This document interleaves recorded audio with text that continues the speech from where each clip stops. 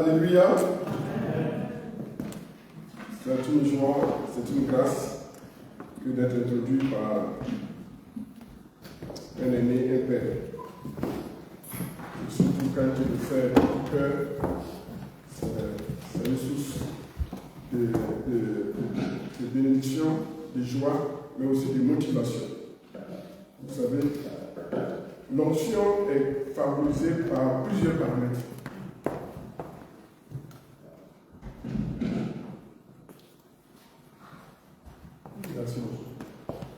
Donc, comme je disais, l'onction est favorisée par plusieurs paramètres. L'onction est favorisée par la manière dont on vous accueille. Même la manière de vous présenter favorise l'onction. Je vous dis que l'onction est symbolisée par la colombe. Et ce oiseau, il est tellement doux qu'il fait tout selon la douceur de l'environnement dans lequel il se trouve. Là où il y a l'agitation, il y a des bruits, la colombe est sans voix.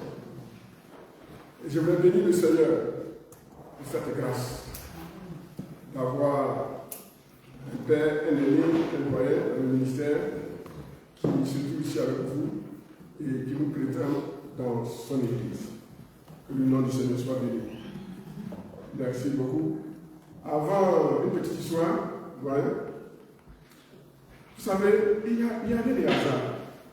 La première fois que je suis venu en Suisse, c'est celle qui a dit votre femme qui m'a accueilli. Et vous avez jamais dit ça?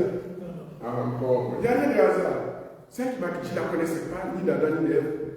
Je suis venu, c'est elle qui m'a accueilli. Et elle qui m'a facilité pour faire mon transit, où je devais prendre le TGV. Et puis après, on s'est retrouvé. Et puis après, on se retrouve. Il n'y a rien de hasard. Vous qui êtes venus à ce culte ce soir, il n'y a rien de hasard. Venez avec la pensée que Dieu va vous toucher. Le thème que vous m'avez proposé, c'est « Si tu crois, tu verras la gloire de Dieu ». Ok, je peux n'entendre pas dire.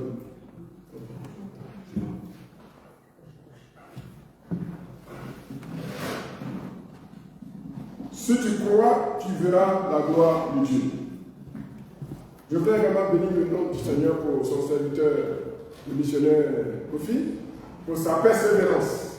Oh, combien d'années, combien de coups de fil, combien de WhatsApp. Par moment, il me dit, bon, cette fois-ci, c'est là-dessus. Il m'a dit, non, pasteur Bandré, j'ai cliqué sur quitter. En Côte d'Ivoire, le fait qu'on dit cliquer sur quitter, c'est que la personne a coupé avec toi. Mais chaque année, il me relance, il me relance, il me relance. Et cette fois-ci, elle a été la bonne. Comme je vous le disais, c'est un point de contact. Nous sommes venus pour explorer. Donc nous explorons. Mais soyez relax. On n'explore pas pour aller faire un rapport. Non, non, non. Nous sommes en train d'explorer sur le plan spirituel. Voilà. Et la prochaine fois, si Dieu permet qu'on vienne, on ne viendra pas après avoir été épuisé. On viendra. On va commencer par vous. Voilà, on va commencer par vous. Donc nous sommes en train d'explorer. Nous regardons, nous cherchons le discernement. Qu'est-ce que Dieu veut nous transmettre pour vous, à l'église, etc. Nous bénissons le Seigneur pour le séjour. Merci pour l'accueil. Merci pour tout ce qui a l'air d'être fait. Et quand je vois votre joie, votre simplicité de cœur, moi, ça me fascine.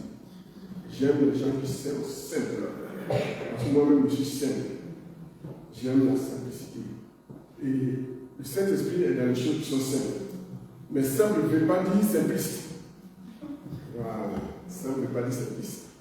Alors, mon équipe et moi, nous sommes vraiment contents. Ce qui me réjouit, c'est que sans qu'on se consulte, on se concerte, on a tous, nous quatre, la même pensée qu'il y a quelque chose qui est dans l'air de cette église. Ce n'est pas pour vous flatter. Le doyen me connaît, en Côte d'Ivoire, la pastorale, je n'ai pas mon langue de bois. Je suis très respectueux. J'ai dit la vérité quand il faut le dire. J'étais dans un bureau, disait la vérité, mais avec respect. Voilà. Parce qu'en Afrique, on a une conception du respect de l'autorité un peu trop poussée. Voilà. Ça frise un peu le délibéré. Ici, vous, c'est le contraire. Mais c'est aussi à l'extrême. On peut dire à l'autorité ce qu'on passe. Non. En Afrique, l'extrême. En Europe, c'est l'extrême. Il faut que l'Afrique et puis l'Europe, on se retrouve au milieu. On dit la vérité à son supérieur, mais avec défiance, avec respect, avec considération. On dit ce qu'on pense. En Afrique, on ne dit pas ce qu'on pense. Ça, c'est pas bon. Ici, vous dites trop ce que vous pensez. Ça aussi, c'est pas bon. Alors, c'est pas pour vous flatter. Nous avons senti dans l'atmosphère spirituelle, dans le monde spirituel, qu'il y a une bénédiction pour cette église. Ne vous minimisez pas. Ce qui est sur le point d'arriver dans cette église est trop grand. Amen. Et si cela vous était relaté, vous ne l'auriez pas cru. Mais ce n'est pas parce que vous ne croyez pas que ça va empêcher la main de Dieu d'agir. Dieu va agir. Dieu va agir. Je disais au pasteur Kofi de commencer à chercher un autre lieu de culte. Parce que ce lieu ne va pas contenir. Nous allons partir. Mais les miracles, les signes parleront d'eux-mêmes. Nous avons parlé de comment provoquer la gloire de Dieu depuis hier. Nous avons parlé de la place de la parole, c'est bien ça. D'abord, le contexte biblique, quand vous lisez un passage, pour comprendre la pensée de Dieu dans les Écritures, il faut toujours partir du contexte biblique. C'est le contexte qui donne le sens au mot, c'est le contexte qui définit le mot.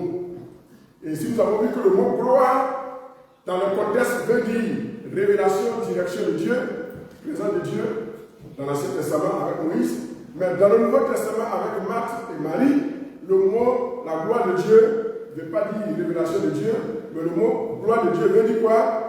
Résurrection. Donc, le mot gloire de Dieu a une diversité de significations. Selon le contexte dans lequel vous vous trouvez, la gloire de Dieu va prendre un sens. Donc, la gloire de Dieu peut signifier puissant de Dieu, peut signifier puissant de Dieu. La gloire de Dieu peut signifier sainteté. La gloire de Dieu peut signifier la présence de Dieu. La gloire de Dieu peut signifier la prospérité matérielle. Pas spirituelle, matérielle. La gloire de Dieu peut symboliser la prospérité spirituelle. La gloire de Dieu peut symboliser intelligence, n'est-ce pas? Intelligence, connaissance, révélation. La gloire de Dieu a un nombre pléthorique de significations, selon le contexte. Ensuite, nous avons vu que pour que la gloire de Dieu se manifeste, il faut la foi. Mais la foi provient de quoi? De la parole. Et nous avons dit que le mot parole, dans les Écritures, n'est-ce pas, vu sous 3 angles. Premièrement, graphe qui signifie les Écritures, ce qui a donné graphique. Deuxièmement, la parole signifie logos qui est la vérité universelle, ce qui est vrai en Europe ici est vrai en Afrique. Et troisièmement, nous avons dit que le mot parole vient du mot grec, troisièmement, rhéma, qui est une parole qui sort du logos et qui est vraie dans un contexte spécifique, dans une situation particulière, qui crée en toi une foi dynamique, la foi qui saisit la bénédiction. Donc, pour voir la gloire de Dieu, il faut écouter la parole de Dieu. C'est en écoutant la parole de Dieu que la foi va naître.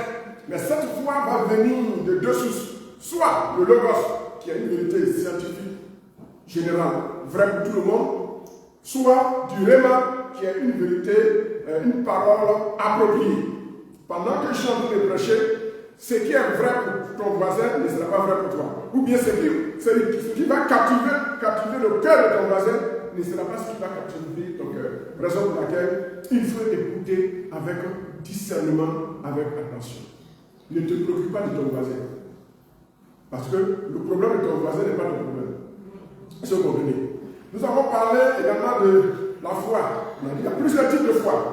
La foi du salut, la foi pratique, La foi, fidélité, comme fruit de l'esprit qu'on trouve dans Galates chapitre 5 à partir du verset 22, etc. Nous avons la foi qui nous permet de persévérer dans la situation difficile, la foi de la résilience. La résilience. Dans le moment difficile, la foi qui nous permet de résister, de ne pas succomber. Ça, c'est la foi de la résilience. Et nous avons également la foi, je ne fais pas un coup de théologie, on passe sur le gars. On peut avoir au moins 7 à une dizaine de types de foi. On passe. La foi dont nous avons besoin à ce séminaire, c'est la foi qu'on appelle la foi charismatique, la foi don spirituel. Cette foi don spirituelle est la foi de Dieu. Mais c'est une petite parcelle, pour ne pas dire 1 millimètre ou bien 1 milligramme de cette foi de Dieu qui est immense, qui nous est communiquée. Là, c'est un don spirituel. On ne l'a pas en permanence, comme on a la foi fidélité en permanence. C'est une manifestation ponctuelle. Devant une circonstance, Dieu te communique cette foi et tu parles avec audace et ce que tu dis vient à l'existence. C'est cette foi que Jésus a manifestée. Dans Jean chapitre 11, verset 40. N'ai-je pas dit que si tu crois, tu verras la gloire de Dieu. Et Jésus parle. La Bible dit qu'il lève les yeux vers le ciel et il crie. Lazare, sort! Et Lazare sort. Ce type de foi, c'est le don de foi. C'est cette foi que Jésus a manifestée également dans les évangiles en maudissant le figuier. Il dit, figuier, puisque tu ne m'as pas donné à manger quand j'avais besoin de ton fruit, personne ne mangera de ton fruit. Et la Bible dit, aussitôt, le figuier sécha. Selon Matthieu. Mais dans Marc, le figuier a séché le lendemain. Nous avons dit que quand cette foi se manifeste, alors elle prend effet immédiatement dans le monde spirituel. Mais il peut avoir un léger retardement dans le monde physique. Et nous voyons l'accomplissement quelques jours après. Pendant cette semaine, ma prière, c'est que Dieu nous fasse grâce. Amen. Et qu'il nous donne de manifester ce don de foi. Parce qu'avec ce don de foi, l'impossible devient possible. Ce soir, je vais faire l'effort pour être bref, pour laisser assez de temps à la prophétesse, pour qu'ils soient venus pour écouter la prophétesse. Je sais ça. Donc, je ne serai pas là. Ce matin, j'ai fait l'effort. J'ai prêché 25 minutes et je lui ai laissé le temps d'avoir au moins 10 à 15 minutes. Alors, comme nous sommes dans un contexte particulier de semaine spirituelle, si il arrive à débord, veuillez nous pardonner. Mais on demandera pour votre propre bien. Est-ce que quelqu'un peut me donner un amen? Amen. Nous avons aussi parlé du prophétique. Je vais légèrement parler un peu du prophétique avant d'aborder mon sous-point du jour. Le prophétique est très très important. Nous avons vu qu'il y a deux types de dimensions de prophétie. La dimension prédictive qui prédit, qui annonce le futur. Et tout à l'heure, quand nous allons prier, et demain spécialement, qui sera la journée prophétique, on vous donne le feu vert d'enregistrer. Je permets, par coup je passe, nous autorisons aux bénéficiaires d'enregistrer les prophéties. Voilà, il faut toujours enregistrer. Même si ce n'est pas totalement accompli, que c'est accompli à 90%, il faut enregistrer. Voilà. C'est un témoignage. Dieu veut que ce qu'il dit soit gravé sur des tables de cœur, sur des tables de pierre et sur des tables de nos cœurs. Mais aujourd'hui, la science nous a donné de nouvelles tables. Donc, le cellulaire, vous pouvez noter ou bien enregistrer. Donc, le prophétique, la dimension prédictive, nous avons dit que c'est la prophétie qui annonce le futur. Et quand tu as une parole en rapport avec ta vie, un aspect de ta vie, ne vois pas le maintenant. Vois le futur qui va arriver dans ton présent. Mais ça va prendre du temps. Et c'est Dieu qui connaît le temps. Deuxièmement, nous avons vu la dimension déclarative. La dimension déclarative de la prophétie, elle déclare, elle prend la bénédiction dans le futur et la même dans le présent. Donc dans la Bible, il y a ces deux types de dimensions de la prophétie. La prophétie qui dit et la chose vient à l'existence. Et la prophétie qui annonce et la chose arrive plus tard. Et je vous ai rendu le témoignage des personnes à qui nous avons donné des prophéties prédictives qui se sont accomplies. Je vous ai rendu le témoignage d'un jeune étudiant qui aujourd'hui est devenu un grand homme d'affaires qui cherche des fonds pour les sociétés, pour l'État, pour les États. Et la prophétie qui avait dit sur sa vie, 7 années plus tard, s'est accomplie. La prophétie de dimension déclarative, la parole sort de la bouche de l'homme de Dieu et elle vient à l'existence dans les meilleurs délais. Ça, c'est la prophétie déclarative. Ici, Jésus-Christ, en même temps, déclare et la chose vient à l'existence. Donc, le prophétique joue un rôle dans la manifestation de la loi de Dieu. Je vais vous donner 2 ou 3 témoignages pratiques pour consolider votre foi. Comment la prophétie peut changer votre esprit. Je ne sais pas qui vous êtes. Je ne connais pas la situation, je ne connais pas la situation socio-professionnelle des uns et des autres. Je ne connais pas. Vous êtes au chômage, je ne sais pas. Vous êtes au bas de l'échelle, je ne sais pas. Mais quand l'onction prophétique agit, Dieu peut vous prendre au bas de l'échelle, déclarer une parole sur vous et il va vous propulser. Ça, c'est Dieu seul qui peut faire ça. Humainement parlant, ce n'est pas possible. Vous comprenez? L'homme qu'on appelle David Dako, le doyen peut le connaître, c'est un homme d'affaires, riche, chrétien, ghanéen, David Dako. Il était un jeune homme, autour de 15-16 ans, au bout d'une rencontre où feu Taylor Osborne était venu au Ghana. Et pendant la réunion, il priait, l'enfant était là. Et puis il dit, jeune homme, il y a un texte qui dit jeune homme, il dit, voyez ce jeune enfant, il avait porté paille au cou comme en Afrique. Il dit, ce jeune homme, le temps arrive, il sera un homme incontournable ici au Ghana. Parce que je vois, Dieu me montre son statut d'un grand homme, un Richard, un milliardaire. Et la prophétie s'est accomplie en direct. Aujourd'hui, il est ce milliardaire. Il a une grande ferme de poulailler. Et il est le président, un des présidents internationaux des hommes d'affaires du plein d'évangile. C'est une prophétie qu'il a fait. La prophétie révèle la gloire de Dieu. C'est pourquoi la Bible dit, ne méprisez pas les prophéties, mais examinez, analysez, prenez ce qui est bon. Aujourd'hui, ce que l'Église fait qui n'est pas bon, c'est qu'on jette le prophète et la mauvaise prophétie. Non. On ne jette pas le bébé avec les déchets. On jette le sale avec les fesses et on garde l'enfant. Quand une prophétie est donnée, même si dans la prophétie il y a des imperfections, nous sommes des humains. On peut se tromper. Moi-même, pour vous parler, je me suis trompé. Encore une fois, j'ai tapé pour 2 fois. Mais j'apprends. Quand je me trompe, j'apprends. J'étais dans une église, dans une grande église à Dijon. Au cours, on m'avait invité pour faire une mobilisation de fonds pour l'église. Et pendant que j'étais en train de prêcher, une jeune fille est venue et tac, j'ai commencé à prophétiser. Ce que j'ai dit, c'est accompli. Mais le but final n'a pas été atteint. Et je me suis senti blessé de mes seigneurs. Pourquoi? Je la vois et je dis, j'ai dit, toi, l'année prochaine, je vois ton fiancé en train de venir.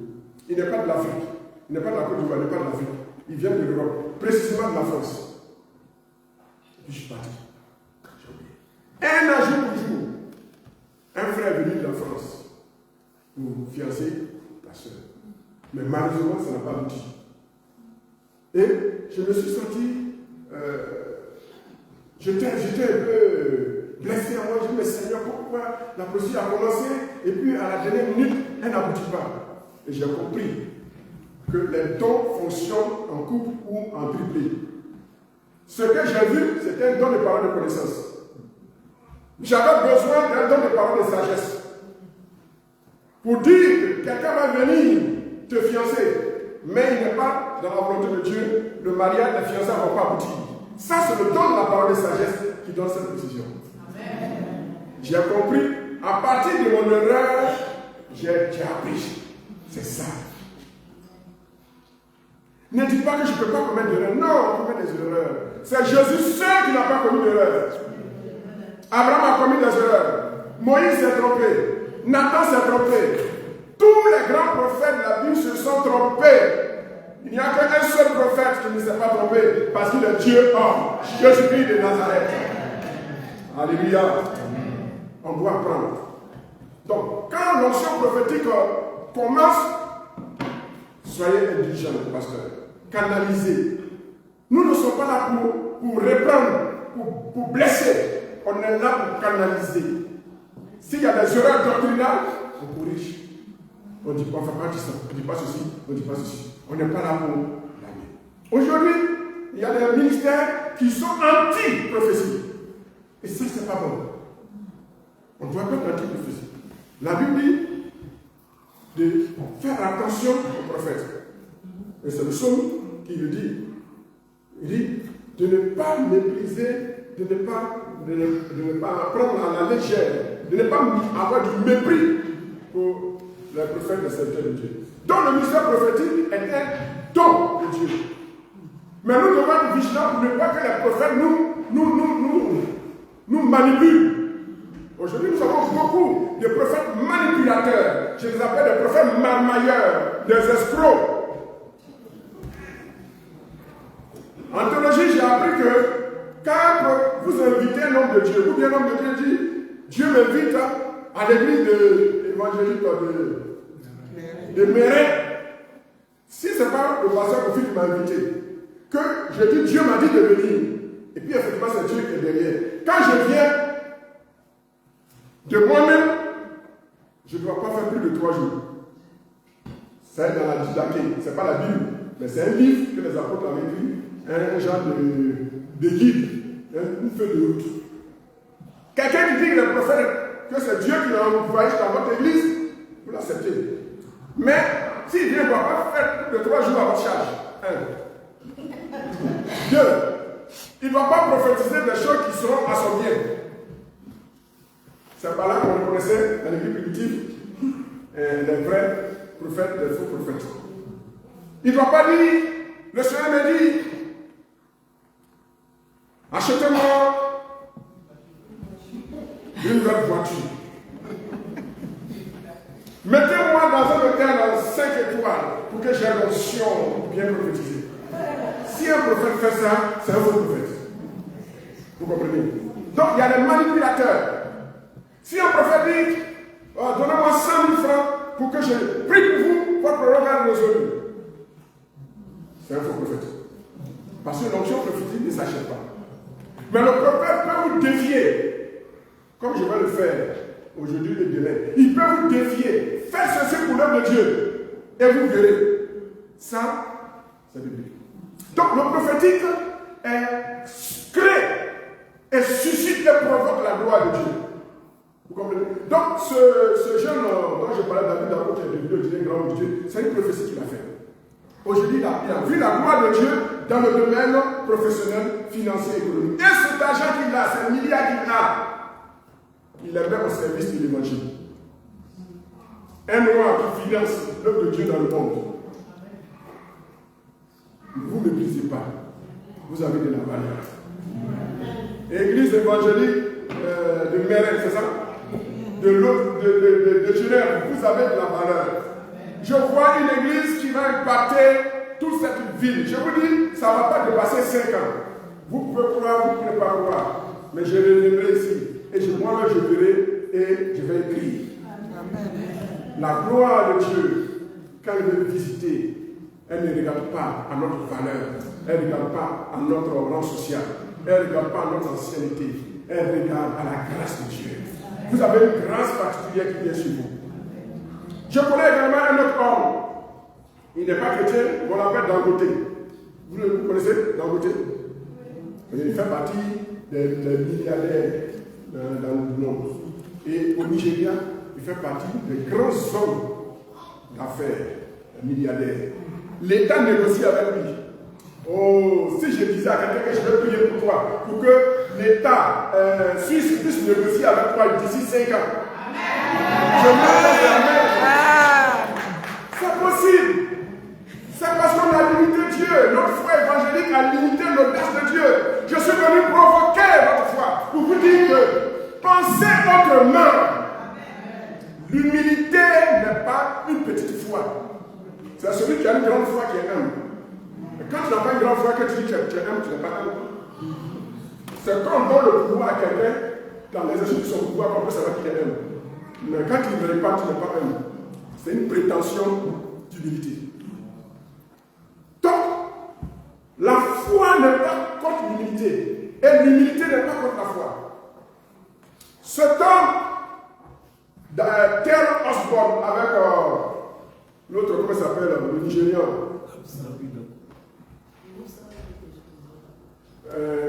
Son nom échappe. Bon, il doit aussi investir. Il devait aller en mission dans un état prêché et il n'y avait pas de place. Et la vie était déjà partie, il a décollé. Et ce homme avait un don de foi extraordinaire. À prier pour moi pour que je puisse avoir ce don de foi. Il a ordonné à l'avion qui est parti de revenir. Un Africain, un nègre. Il a donné ordre à l'avion de revenir. Et le pilote signale une panne. Et il fait demi-tour. Il vient, il atterrit. On vérifie, il n'y a pas de panne. C'était pour que l'homme de Dieu, Idaoussa, et tel homme soit pris. Et il dit, est-ce que dans cet avion, il y a un jeune homme qui peut me laisser sa place pour dire son voisin? Personne. Une fois, 2 fois, personne. 3e fois, un jeune homme au fond s'élève à son voisin et il cède leur place à Terrell Osborne et Idaoussa. Et l'homme de Dieu va se lever, il va déclarer une parole. Frères et sœurs, frères d'Europe, croyez au prophétique. Jésus n'a pas changé. Il est le même hier, aujourd'hui et éternellement. Le prophétique, bien canalisé par la doctrine, encore dynamique et ça marche. N'ayez pas peur des erreurs. On est des humains. Il dit, le temps vient. Et dans ce pays, au Nigeria, il n'y aura pas quelqu'un qui va être comme toi. Pas seulement au Nigeria, mais dans la sous-région, et dans l'Afrique, et plus tard à l'international. L'homme de Dieu a libéré cette parole. Cette parole s'est accomplie des années plus tard. Aujourd'hui, Dangote, allez sur Google, tapez Dangote. Il fait partie des milliardaires dans le monde. Une parole prophétique. Il n'est pas chrétien. Mais parce qu'il a posé un acte, il a provoqué la gloire de Dieu. La gloire de Dieu est venue le trouver là où il est. Oh, je suis venu pour voir un peuple ici qui va provoquer la gloire de Dieu. Et je vais libérer des paroles de bénédiction de la part de l'Éternel, pas de moi-même, même par le Seigneur. Nous sommes des serviteurs inutiles. Dans 2 Chroniques chapitre 20, 2 Chroniques chapitre 20, 2 Chroniques chapitre 20. Il a dit, à partir du verset 14 jusqu'au verset 17. 2 Chroniques chapitre 20, à partir du verset 14. Il a écrit à partir du verset 14. On lit. Verset 14. Il a dit, alors l'Esprit de l'Éternel saisit au milieu de l'assemblée Yakaziel, fils de Zacharie, fils de Benaya, fils de Jéhiel, fils de Matania, Lévite, dans les fils d'Asaph. Et Yakaziel dit, soyez attentifs, tout Juda, et habitants de Jérusalem, et toi, roi de Josaphat, ainsi vous parle l'Éternel. Ne craignez point, et ne vous effrayez point, devant cette multitude nombreuse.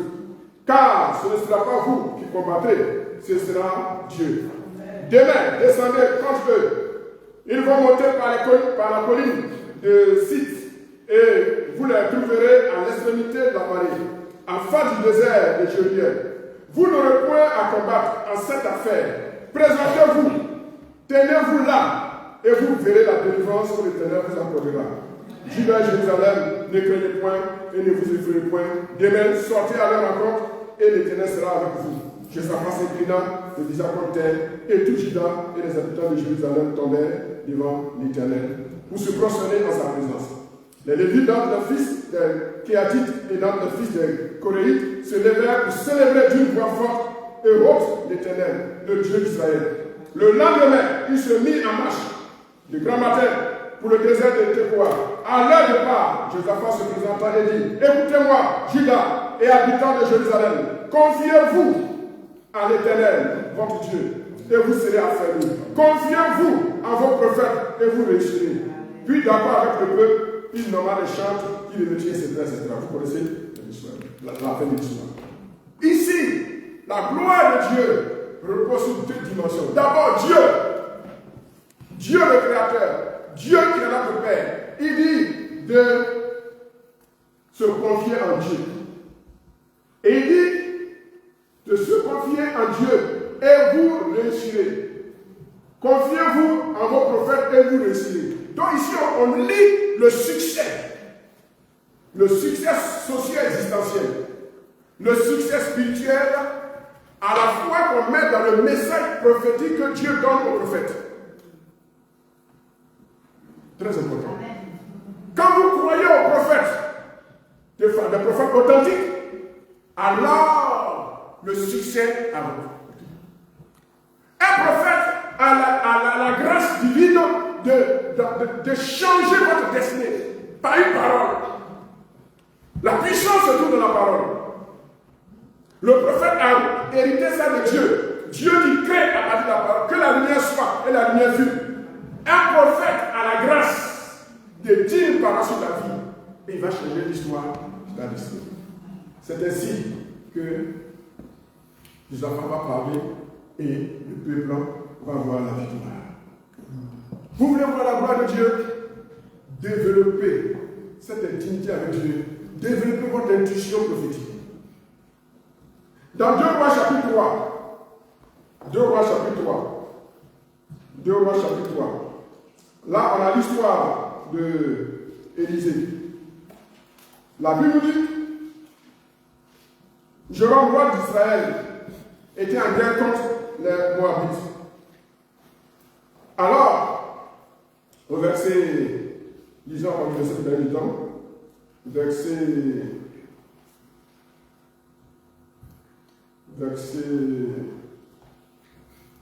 oui, je paraphrase. Verset 11. Mais Josaphat dit, n'y a-t-il ici aucun prophète de l'Éternel par qui nous puissions consulter l'Éternel? Dans l'Ancien temps, on consultait les prophètes. Dans le Nouveau Testament, on ne consulte plus les prophètes comme dans l'Ancien temps, mais les prophètes sont toujours là pour donner des directives prophétiques. Vous voyez? Il dit, n'y a-t-il ici aucun prophète de l'Éternel par qui nous puissions consulter l'Éternel? Et l'un des serviteurs du roi répondit, il y a ici Élisée, fils de Shaphat, qui versait l'eau sur les mains d'Élie. On ne devient pas prophète par génération spontanée. Il faut apprendre à servir un supérieur. Élisée versait de l'eau sur les mains d'Élie.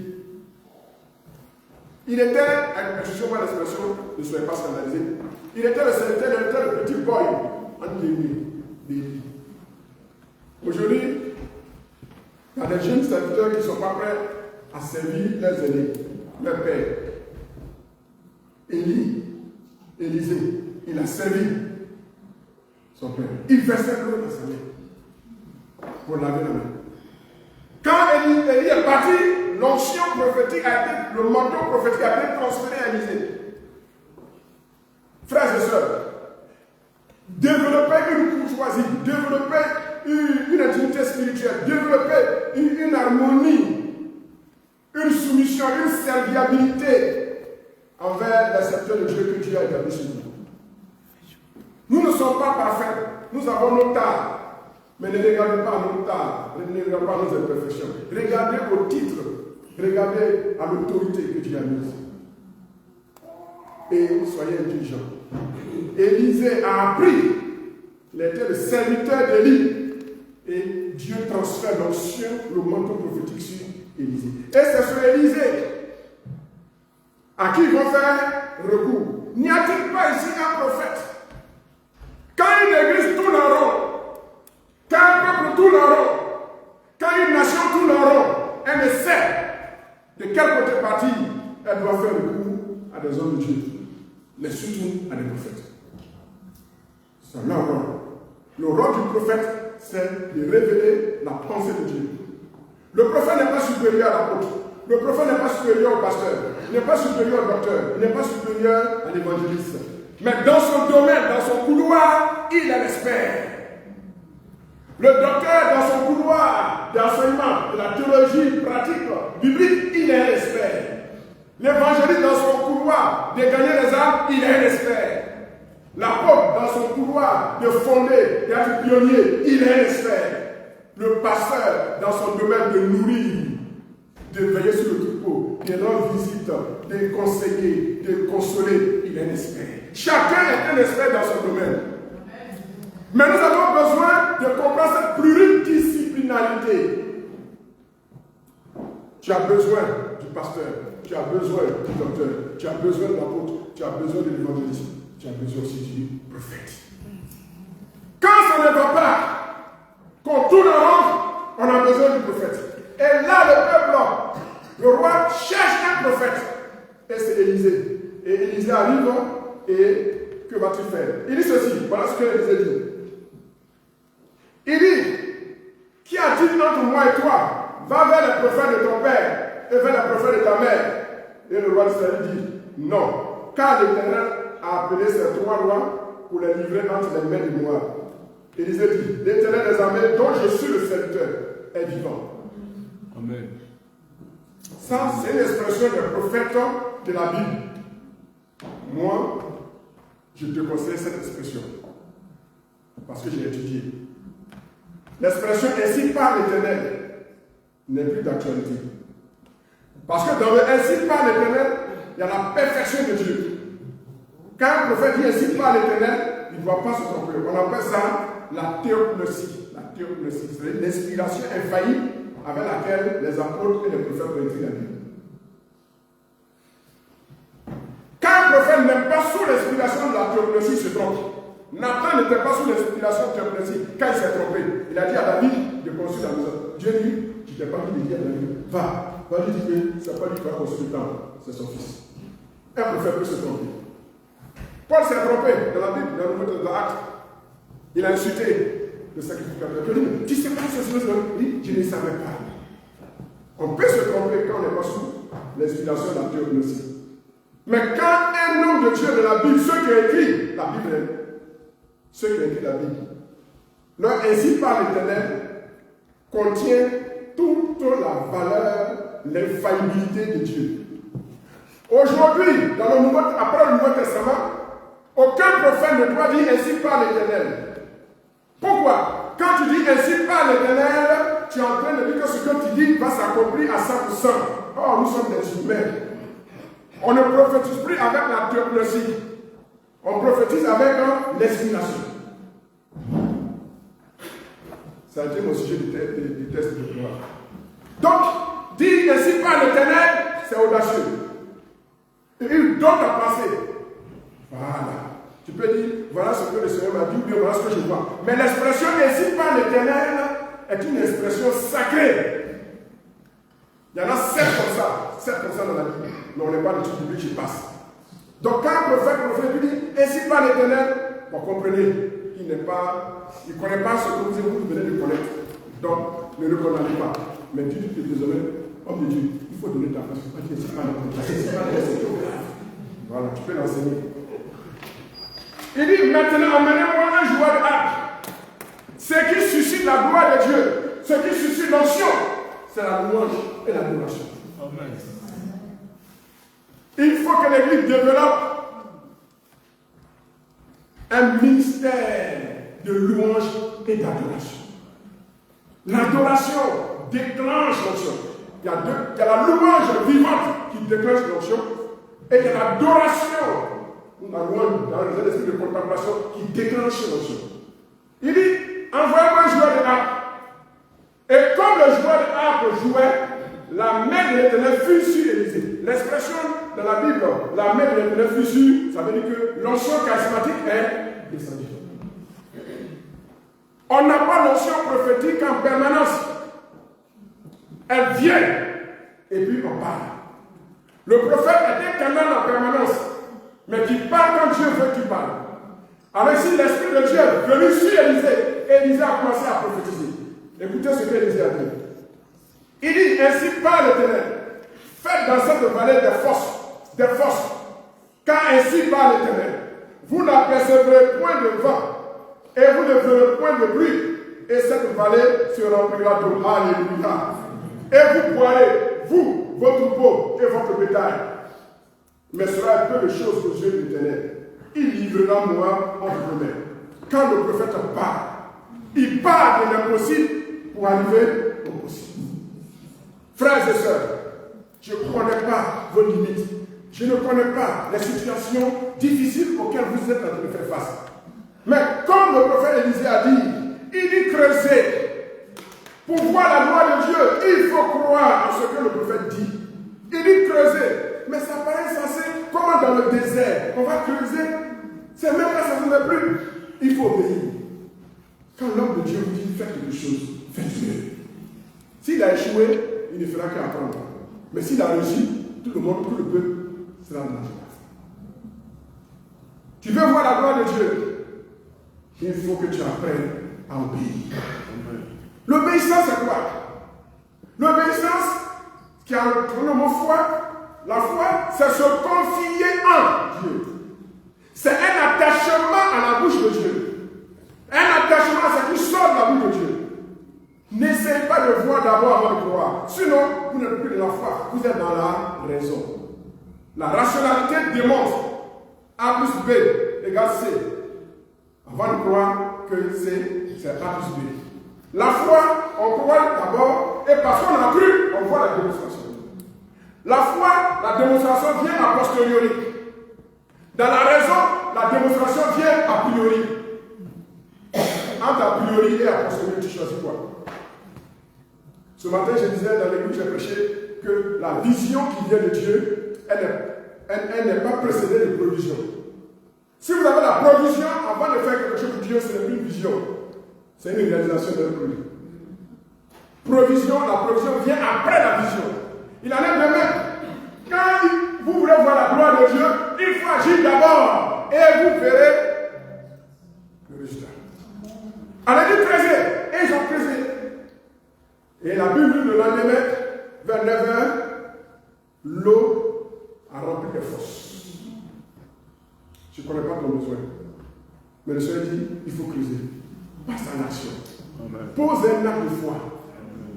Pose un acte de foi. Peuple de Dieu, si vous voulez voir la gloire de Dieu dans le domaine spirituel, vous devez apprendre à poser des actes de foi dans le domaine spirituel. Si vous voulez voir la gloire de Dieu dans vos finances, posez des actes de foi dans le domaine des finances. La prière seule ne suffit pas dans le domaine matériel financier. Si tu veux voir la gloire de Dieu, il faut poser un acte. Si tu veux voir la gloire de Dieu dans le domaine spirituel et moral, il faut poser un acte spirituel et moral. C'est deux dimensions que Dieu a créées, le ciel et la terre. Et les deux choses cohabitent jusqu'à la fin. Même au ciel, la Nouvelle Jérusalem, elle n'est pas faite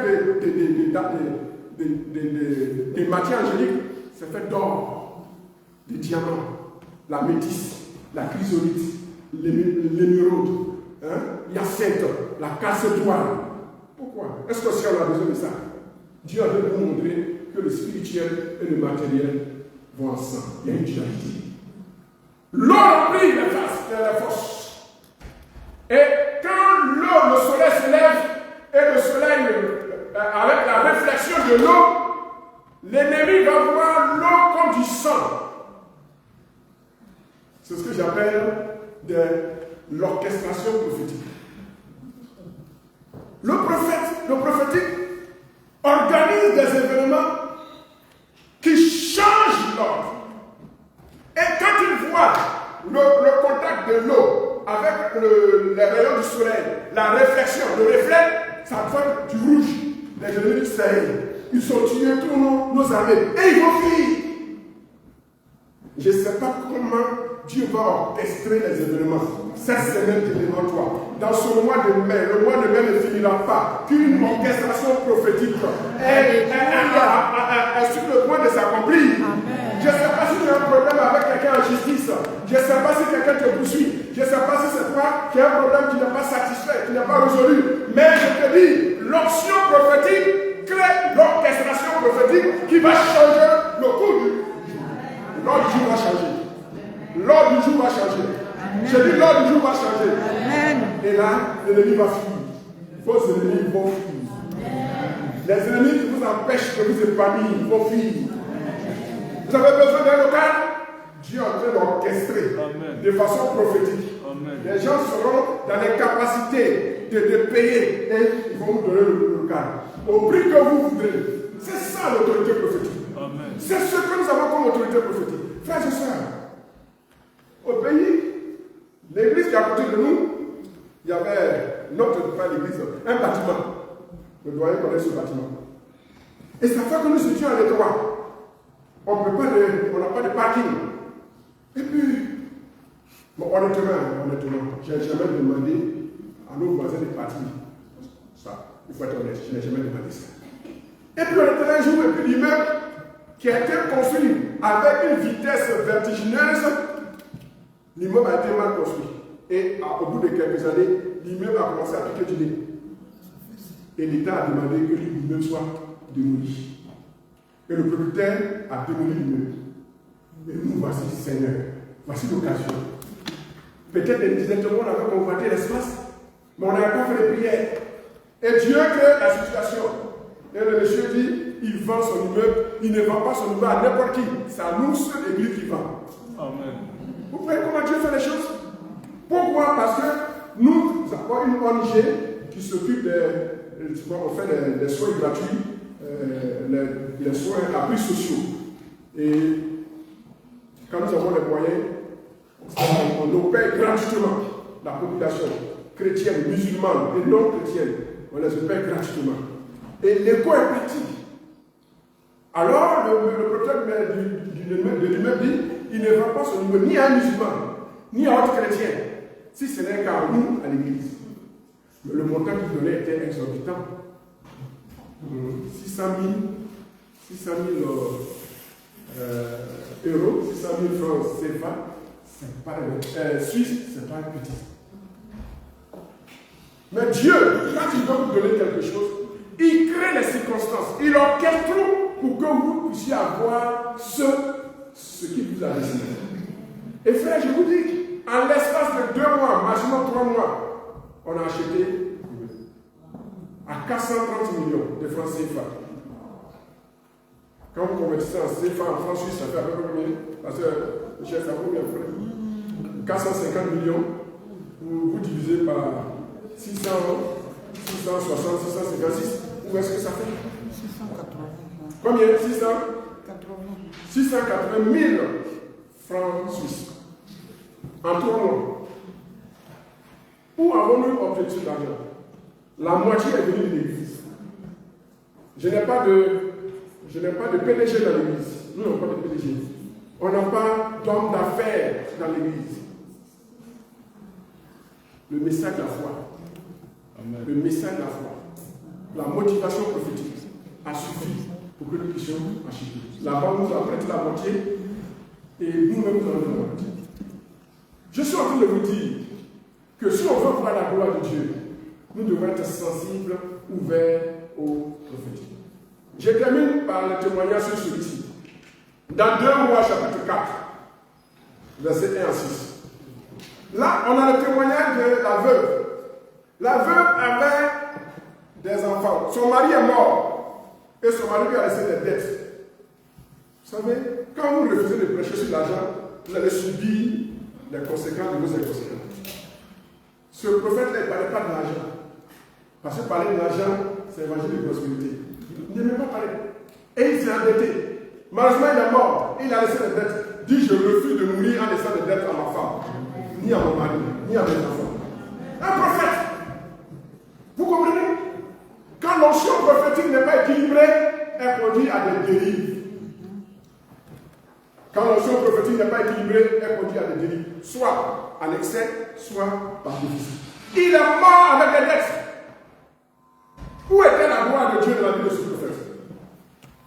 Et le créancier vient encaisser la veuve. Et il met bascule un de ses enfants. Cette femme avait besoin de voir la gloire de Dieu. Elle va aller vers qui? Elle va vers le prophète. Homme de Dieu. Tu sais que mon mari craignait Dieu. Il craignait Dieu, mais il a endetté. Il craignait Dieu, mais il a endetté. Il craignait Dieu, mais il est endetté. Un homme de Dieu qui meurt endetté, est-ce que ça donne gloire à Dieu? Refuser les dettes. Crédit bancaire, rembourser, ça peut se comprendre. Mais ne devez rien à quelqu'un. Parce que quand vous devez quelque chose à quelqu'un, ce dernier, vous êtes en son pouvoir. Quand il passe à droite, vous êtes à gauche. Quand il est à gauche, vous êtes à droite. Il dit, mon frère, il dit, ma soeur, ma chérie, et mon argent. Ah, ça coûte ton argent, tu me donnes. On est dans la maison de Dieu, tu m'encaisses. Oui, tu es dans la maison de Dieu avec. C'est dans la maison de Dieu, je vais t'encaisser. La gloire de Dieu. Heureusement qu'il y avait un prophète équilibré comme il disait. Et il dit, ma fille, qu'est-ce que tu as? Vous voulez voir la gloire de Dieu? Dieu demande toujours un point de contact. Dieu n'est pas un magicien. Un point de contact. Qu'est-ce que tu as? Tu pleures. Oui, mon salaire n'est pas suffisant. Pasteur, mon salaire n'est pas suffisant. Je n'arrive pas à payer ma dîme, je n'arrive pas à payer mes loyers, tout ça. Mon salaire n'est pas suffisant. Qu'est-ce que tu as? Tu donnes quoi à Dieu comme point de contact? C'est ça. Tu veux voir la gloire de Dieu? Il faut apprendre à défier Dieu. J'étais aux États-Unis. Et une de mes filles est venue me voir. Elle dit, pasteur, je veux que mon salaire change. Mais je veux aller travailler à l'État fédéral. Pourquoi? Travailler à l'État fédéral? Elle dit, pasteur, prie pour moi. Je dis, je vais prier pour toi-même. Qu'est-ce que tu fais pour Dieu? Si Dieu n'est pas intéressé dans ce que tu vas faire pour lui, en quoi Dieu va se sentir contraint d'agir? Est-ce que vous comprenez? C'est très important, frères et sœurs. Elle dit, pasteur, à partir d'aujourd'hui, librement, volontairement, sans contrainte, avec foi, tout mon salaire de stage, parce qu'elle faisait un stage, comme on appelle ça, les primes de transport, des stages. Elle dit, je donne ce salaire. Il dit, il ne faut pas blaguer Dieu. Toi, tu peux me blaguer, mais Dieu, on ne blague pas Dieu. Elle dit, pasteur, je le fais de tout mon cœur. Et j'ai prié pour elle. Moi, je suis parti, je suis retourné en Afrique. Elle a donné pendant 3 mois, 4 mois, sa prime de transport, fidèlement, je dis bien, sans contrainte. Elle dit, pasteur, je veux, non seulement que mon salaire soit le multiple de cette prime de transport que je donne, mais je veux qu'on m'embauche à l'État fédéral. Sa foi. Dieu a honoré sa foi. Elle a vu la gloire de Dieu. Aujourd'hui, elle travaille à l'État fédéral. À partir de rien. Quel est le point de contact que vous proposez, vous présentez à Dieu? La gloire de Dieu ne descend pas comme ça pour des rêveurs. La gloire de Dieu n'est pas pour les rêveurs. La gloire de Dieu est pour ceux qui nourrissent une foi, une vision, un amour pour Dieu. En Côte d'Ivoire, il y avait un monsieur, quand il a fait sa récolte des ignames, qu'est-ce qu'il fait? Il a pris tous les ignames qui sont pourris, que les termites ont mangés, il a fait un bon sac, et il vient donner ça à l'église, au Seigneur, comme dit. Le pasteur était content, il prend le sac, il regarde, toutes les ignames sont pourries. Le monsieur s'appelait Kwame. Il dit, Kwame, c'est igname pourri là que tu donnes à Dieu. Il dit, ah, pasteur, vous les pasteurs de maintenant, non, je vais même pas faire d'argent. Est-ce que Dieu m'a igname? Il dit, Kwame, tu dis quoi? Il dit, pasteur, est-ce que Dieu m'a igname? Dieu m'a igname? Il dit, Dieu m'a igname à travers le pasteur. Comme Dieu m'a pas ignoré, puis c'est les idées pourries que tu envoies à Dieu, prends tes idées pourries, Dieu m'a pas ignoré, prends tes idées pourries. Et il a pris ses idées, il est parti. Quand on veut voir la gloire de Dieu, on ne doit pas être sonant envers Dieu. Il rentre sur lui quelques semaines après, un feu vient de je ne sais où, brûler tout son champ. Tout le champ, toute la surface est perdue. Il pleure, pasteur, je suis mort. Quand nous sommes des hommes de Dieu, les pasteurs sont des tontons, des réconciliateurs. Dis, oh mon fils, non, ça va. Le Seigneur est souverain, le Seigneur il a consolé. Pasteur, mon chat est parti comme ça, mon chat. Je dis, non, prends du courage, les garçons ne pleurent pas, c'est les femmes qui pleurent. Il a suivi, il dit, bon, il s'est consolé. Pasteur, priez pour moi, je vais partir. Le pasteur a prié pour lui. Il dit, papa, ça, je m'en vais. Il dit, combien attends une famille? 1 minute. Quoi? Est-ce que Dieu m'a ignoré? Si Dieu ne m'a dit pas ignoré, pourquoi il va aller préserver chaque ignoré de quelqu'un? Il dit, pasteur, j'ai été stupide. Pardonne-moi. Et le pasteur a prié pour lui. Et cette malédiction a été ôtée. Amen. Dis à ton voisin, Dieu m'a ignoré. Et c'est à travers nous, les hommes de Dieu, qui mangent l'igname. Et quand nous mangeons l'igname, c'est Dieu qui a mangé l'igname. Frères et sœurs, je vais terminer. Pour voir la gloire de Dieu, il faut entrer dans ce qu'on appelle un partenariat prophétique avec Dieu. Le partenariat prophétique avec Dieu, c'est quoi? C'est une alliance dans laquelle volontairement, librement, consciencieusement, sans contrainte, tu dis, je fais ça pour le but de Dieu. Apprenez à parler. Apprenez à voir grand pour l'homme de Dieu. C'est ce que j'appelle le principe du PPVG. Prier, penser, voir grand. Le PPVG. Ce n'est pas TVG, PPVG. Prier, penser, voir grand. Priez grand, pensez grand, voyez grand, si vous voulez voir la gloire de Dieu. Dans Ephésiens chapitre 3, verset 20, il dit, or, à celui qui par la puissance agit en vous, peut faire infiniment. Et le mot grec qu'il emploie est un mot trop fort. Hyper, ex, et puis le radical. Infiniment. Donc, Dieu ne nous donne pas seulement par nos paroles, mais nos pensées. C'est pourquoi, quand tu demandes quelque chose à Dieu, et que tu es convaincu que tu es dans la volonté de Dieu, et que ce que tu demandes va contribuer à l'avancement de l'œuvre de Dieu, et va glorifier Dieu, crois que tu as vu cette chose, tu as obtenu cette chose, et tu la verras s'accomplir. C'est ce que l'évangile dit. Jésus a dit, si vous demandez quelque chose en mon nom, croyez que vous allez réussir cette chose. Et vous verrez ces choses-là. Donc, il y a deux temps. Il y a la phase initiale de la foi qui saisit la chose dans le monde spirituel. Et il y a la deuxième phase de la foi qui saisit la chose dans le monde matériel. Dans le monde matériel, ça prend du temps. C'est ce que j'appelle la retransmission retardée. Pensez grand. Ne vous voyez plus dans ce petit temple. Ne vous voyez pas dans ce temple. Voyez-vous dans un grand temple. Voyez-vous dans un grand temple. Et moi, je suis en train de vous voir dans un grand temple. Dans un grand temple. La prochaine fois, s'il y a un séminaire à faire, il faut qu'on ait une salle plus grande. Parce que les témoignages de ce passage vont provoquer d'autres témoignages, lesquels témoignages, alors tous vont avoir l'impact. Et la prochaine fois, les gens vont venir. Et quand les gens vont venir, ils vont rester. C'est l'onction de la stabilité. Il faut rester. Le partenariat prophétique, c'est ça. C'est toi-même qui dis, voilà ce que je vais faire à Dieu. Et moi, Dieu m'a fait la grâce. Ma femme, au début, ma femme se plaignait que je sème en 2 ordres. Je lui ai dit, chérie, oui, je sème en 2 ordres. Mais quand je dois récolter, je moissonne aussi en 2 ordres.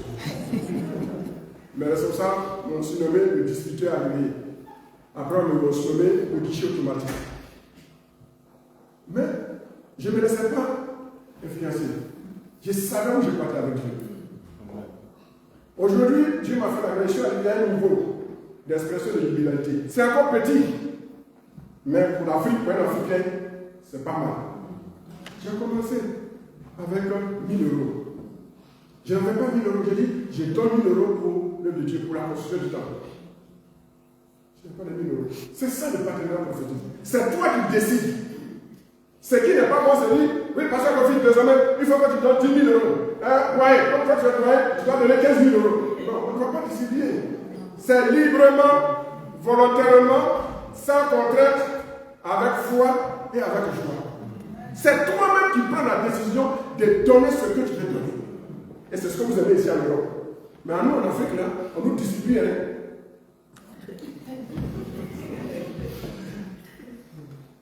Il faut agir de façon volontaire. Après 1000 euros, Dieu m'a permis d'honorer les 1000 euros. Je suis passé à 2000 euros. Ensuite, 3000 euros. Et un jour, le Seigneur me dit, ma voiture. J'aimais cette voiture. Ma montée au noir, le doyen la connaît. Le Seigneur me dit, de donner cette voiture, de lui donner cette voiture. Il dit, mais Seigneur, tu as dit dans la Bible que quand tu as 2 tuniques, tu donnes une à l'autre. Moi, c'est ma seule tunique là. Il dit, il faut donner. J'ai donné ma voiture. On l'a vendue à 20 000 euros. Et on a pris l'argent, on a donné à l'église. L'année qui a suivi, notre pays a traversé une grande crise. La guerre civile en Côte d'Ivoire. Et mon fils a été enlevé. Il est envoyé dans la forêt noire du Bamako, pour ceux qui connaissent la Côte d'Ivoire. C'est une forêt. Quand tu y entres, tu ne le sors plus. Et ils ont envoyé mon fils là-bas. J'étais en mission en France, à Nice. Et ils ont enlevé mon fils. Du matin, de 9h jusqu'à 21h, mon fils était avec eux à la mission. Et au moment, le sous-chef, qui était plus zélé que le chef, a voulu le tuer. Dieu va se révéler au chef. Il va dire que l'enfant ne le tue pas. Il est sacré. Il donne l'ordre à son adjoint. Oui, dans le genou, il est innocent. On s'est trompé, c'est pas lui qu'on cherchait. Et le sous-chef dit, maître, il nous a vu. Sur le libère, il va nous désigner. Il dit, je te dis, libère-le. Il voulait faire la vie, attention, c'est sur mon corps que tu vas passer avant de tuer ce enfant. Je te dis, libère cet enfant.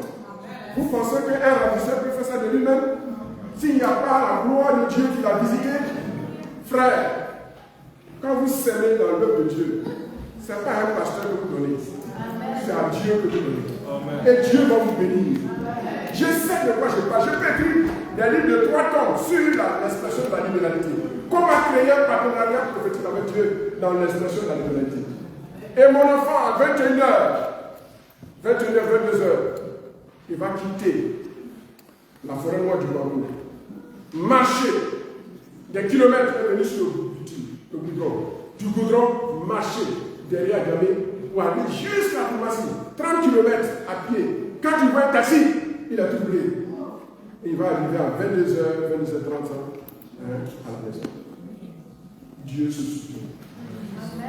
Le Dieu que nous adorons est un Dieu de fidèle. Peut-être tu n'as pas vu sa main aller jusqu'à présent, mais il te réserve des surprises agréables. Amen. Une voiture que j'ai sémée.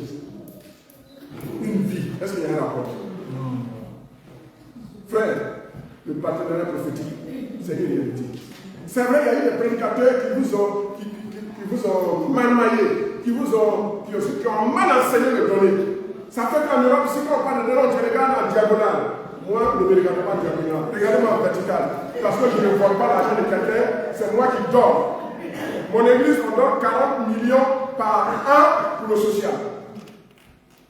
Donc je ne suis pas un ravisseur, je ne suis pas un mailleur. Mais je partage mes petites expériences avec vous. Comment Dieu m'a béni. J'étais aux États-Unis, après avoir fait une séance à un missionnaire. Et j'ai perdu une forte somme à la banque. Et j'ai dit, Seigneur, tu me connais, je te connais. Comment tu peux m'humilier comme ça? Je suis allé à l'église. Quand tout à coup, quelqu'un entra dans la salle, dans la banque. Il se dirigeait vers moi, il était en gueule déchiré, comme un dealer. Il se dirige vers moi et me dit, tiens ton argent. Est-ce que tu es sûr que cet argent t'appartient? Take your money. Are you sure that money belongs to you? J'ai pris mon argent d'abord. Pourquoi se fait-il que mon argent se trouve dans ta main? Et la question me dit, don't care. Then take your money. Je dis, mais c'est trop facile, je vais sortir. Je sors, je vais dehors, il n'y a personne dans la rue. Aucune voiture n'est passée, aucun homme ni à droite, ni à gauche. Pendant 2-3 minutes, je dis, c'est trop facile. Était-ce un ange? Je le sais. Était-ce le ravisseur? Je le sais. Je sais une seule chose. On m'avait volé mon argent. Dieu m'a ramené mon argent. Qu'est-ce que tu as perdu que tu as besoin de retrouver? Dieu est fidèle. Dieu est fidèle. Aux États-Unis, encore dans l'état de Tennessee, à Nashville, on est parti à un séminaire. Et l'homme de Dieu a prêché, c'était puissant. C'était irrésistible. Et tout ce que j'avais, j'ai mis pour soutenir le Dieu. $3,000. La femme et moi se regarde, on n'a plus là.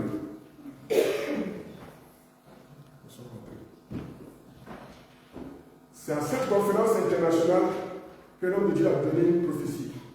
Il dit Dieu est en train de susciter une équipe de femmes.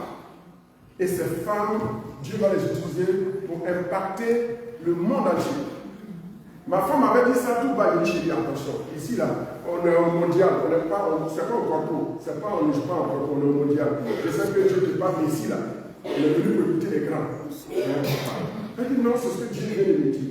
À peine a pu me parler que le prophète dit, il répète mot pour mot ce que ma femme venait de me dire. J'avais honte, et je lui ai demandé pardon, je lui ai dit, moi je demande pardon très vite. Et les $3,000, pourquoi j'ai fait? J'arrive à Boston, dans l'état de Massachusetts. Une femme me dit, va checker ton compte. Je dis non, mais je n'ai plus rien sur le compte. La voix ici, je suis parti. J'ai mis ma carte, j'ai tape au compte. J'avais tellement peur, j'ai retiré la carte. La voix insiste. C'est après que j'ai compris que c'est cet esprit qui voulait me faire une chose. Je remets la carte, je mets mon compte. Ça sort $3,000. C'est des expériences authentiques. Si Dieu a fait ça avec moi, pourquoi il ne peut pas faire les mêmes choses avec vous, ici en Europe? $3,000 transférés sur mon compte. J'ai tiré le reçu, je suis parti montrer à ma femme comme témoin. J'ai dit, chérie, voilà, Dieu vient de nous transférer l'argent sur notre compte. $3,000. Je vous parle de ces choses pour dire que le partenariat prophétique, c'est une relation avec Dieu. C'est une relation d'intimité. C'est une relation prophétique. Et si vous la développez, vous allez voir la gloire de Dieu. Ensuite, je suis parti à 10 000 euros, 15 000 euros, 20 000 euros, 30 000 euros. Quand je dis que je vais donner tel montant pour la construction du temple, je n'ai pas un franc dans mon compte. Ma femme est là. Mais je ne sais pas comment l'argent arrive. Alors, l'expérience que je vais partager avec vous, et je vais m'arrêter, et on va prier. Libérez votre bouche. Le prophète dit, qu'est-ce que tu as? La femme dit, je n'ai rien qu'un petit vase d'huile. Changez votre langage maintenant. Ne dites plus, je n'ai rien. Dites, je n'ai pas de liquidité disponible pour l'instant. Il ne faut pas dire je n'ai rien. Quand tu dis que je n'ai rien, tu es en train de limiter le potentiel financier de Dieu. Ça ne se dit pas, c'est de l'ignorance. Dis pour l'instant, je n'ai pas de liquidité disponible. Amenez à l'existence ce qui n'existe pas. Pensez. Et chaque fois que je dis, cette année, je donne 30 000 euros, je donne 40 000 euros, le Seigneur fait tout. L'année passée, j'ai dit que je donne 30 000 euros pour la prochaine temps. Avant fin août, l'année passée, j'avais fini de donner l'argent. Un frère pour qui j'avais prié, sur qui j'avais prophétisé, quand la prophétie s'est accomplie, 7 années plus tard, il est venu me remettre, n'est-ce pas, 6 millions et demi, l'équivalent de 10 000 euros. Je viens de payer. Appeler à l'existence ce qui n'existe pas.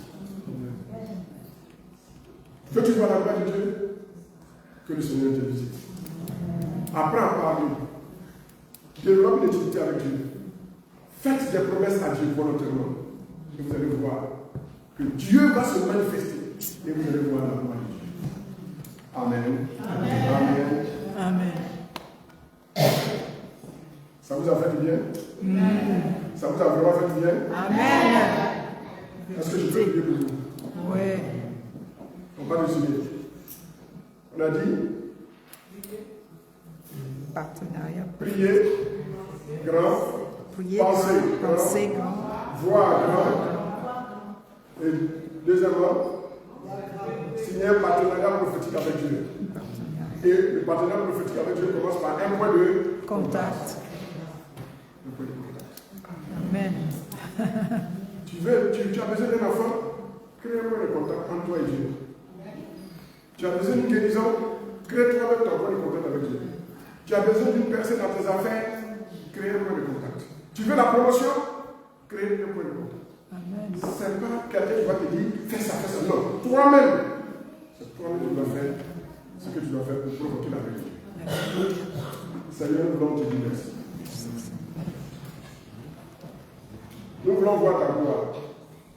Ton peuple veut voir ta gloire. Et ton peuple a besoin de ton toucher. Ton peuple a besoin de ton toucher. Ton peuple a besoin de ton toucher. Seigneur, je prie. Afin que toi-même tu révèles à chacun de nous le degré de spiritualité avec toi. Que chacun apprenne, Seigneur, à voir grand. Comme ta parole le déclare. Tu es celui qui fait infiniment au-delà de ce que nous demandons. Aide ton peuple à demander grand. Aide ton peuple à voir grand. Aide ton peuple à penser grand. Le réveil est possible dans ce pays où les ténèbres semblent avoir pris le pas. Mais tu dis, tu es sur le point d'allumer une flamme. Et cette flamme va devenir un feu. Et ce feu progressivement va embraser cette ville. Et cette ville va embraser ce pays.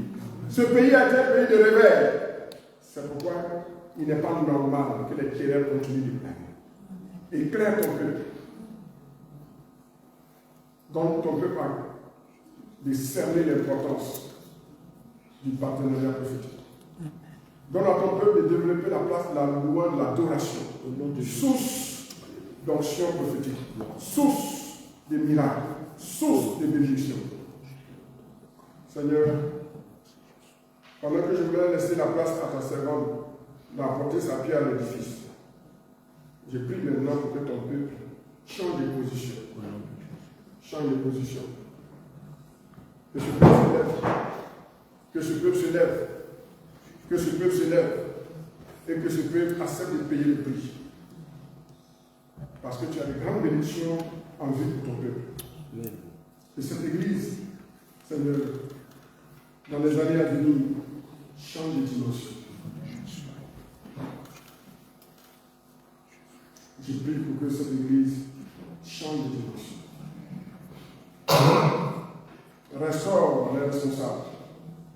Restaure chaque membre. Restaure chaque couple. Fasse en sorte que chacun comprenne qu'il est un déclencheur de la gloire de Dieu. Un déclencheur de la gloire de Dieu. Un déclencheur de la gloire de Dieu. Que tout ce qui était limité, Seigneur, toute limite soit brisée maintenant. Tout ce qui tournait en rond, Seigneur, je mets fin à ce cercle, à ce cycle. Ils ne tourneront plus en rond. Seigneur, merci parce que tu les merci par tout ça. Tous ceux qui ne traînent pas, je brise le joug de la lenteur au nom de Jésus-Christ. Et je prie que l'onction de la vitesse leur soit communiquée. Je prie que l'onction de l'accélération leur soit communiquée.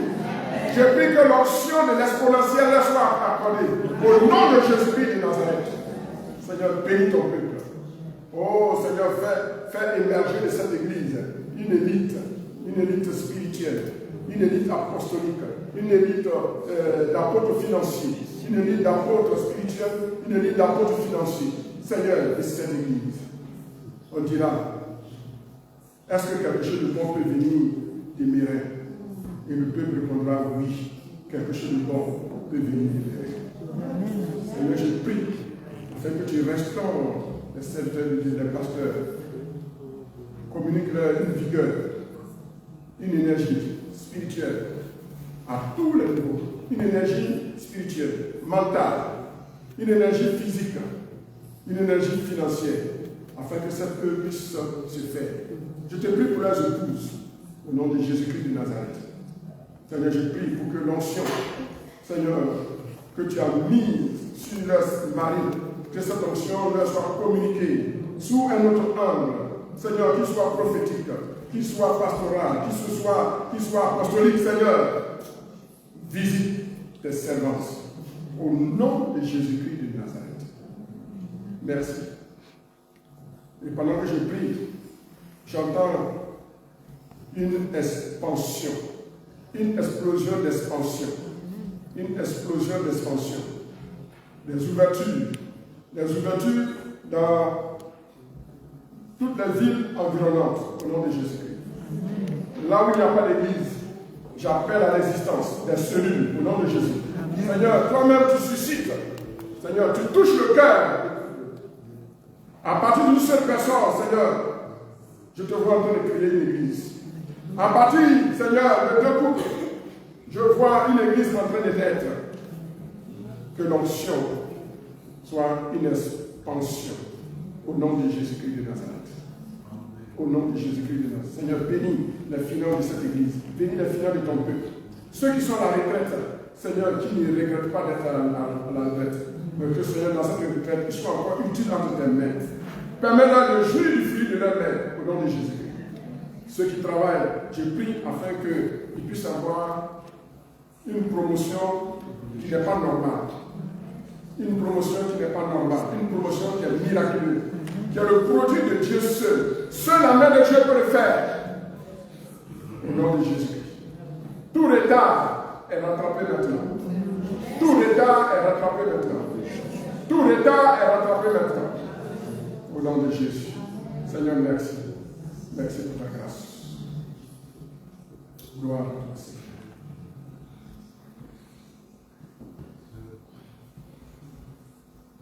Je vais demander à la servante de Dieu de venir prier pour nous avant de nous séparer. Que la grâce de Dieu nous visite. Demain, nous allons avoir une réunion spéciale d'impartation prophétique et on n'aura pas de prédication. On va plutôt prendre tout le temps, 1 heure de temps, prier pour vous individuellement de façon groupée. Et s'il y en a qui ont des besoins qu'ils voudraient exprimer, qui nécessitent notre modeste intervention, nous serons à votre disposition. Donc, préparez-vous demain. Nous allons faire l'onction d'huile à tous ceux qui souffrent, tous ceux qui sont malades. Nous allons faire l'onction d'huile afin que le Seigneur vous guérisse. Que Dieu ouvre vos yeux et que des prophètes et des prophétesses émergent de cette église. Je ne peux imaginer combien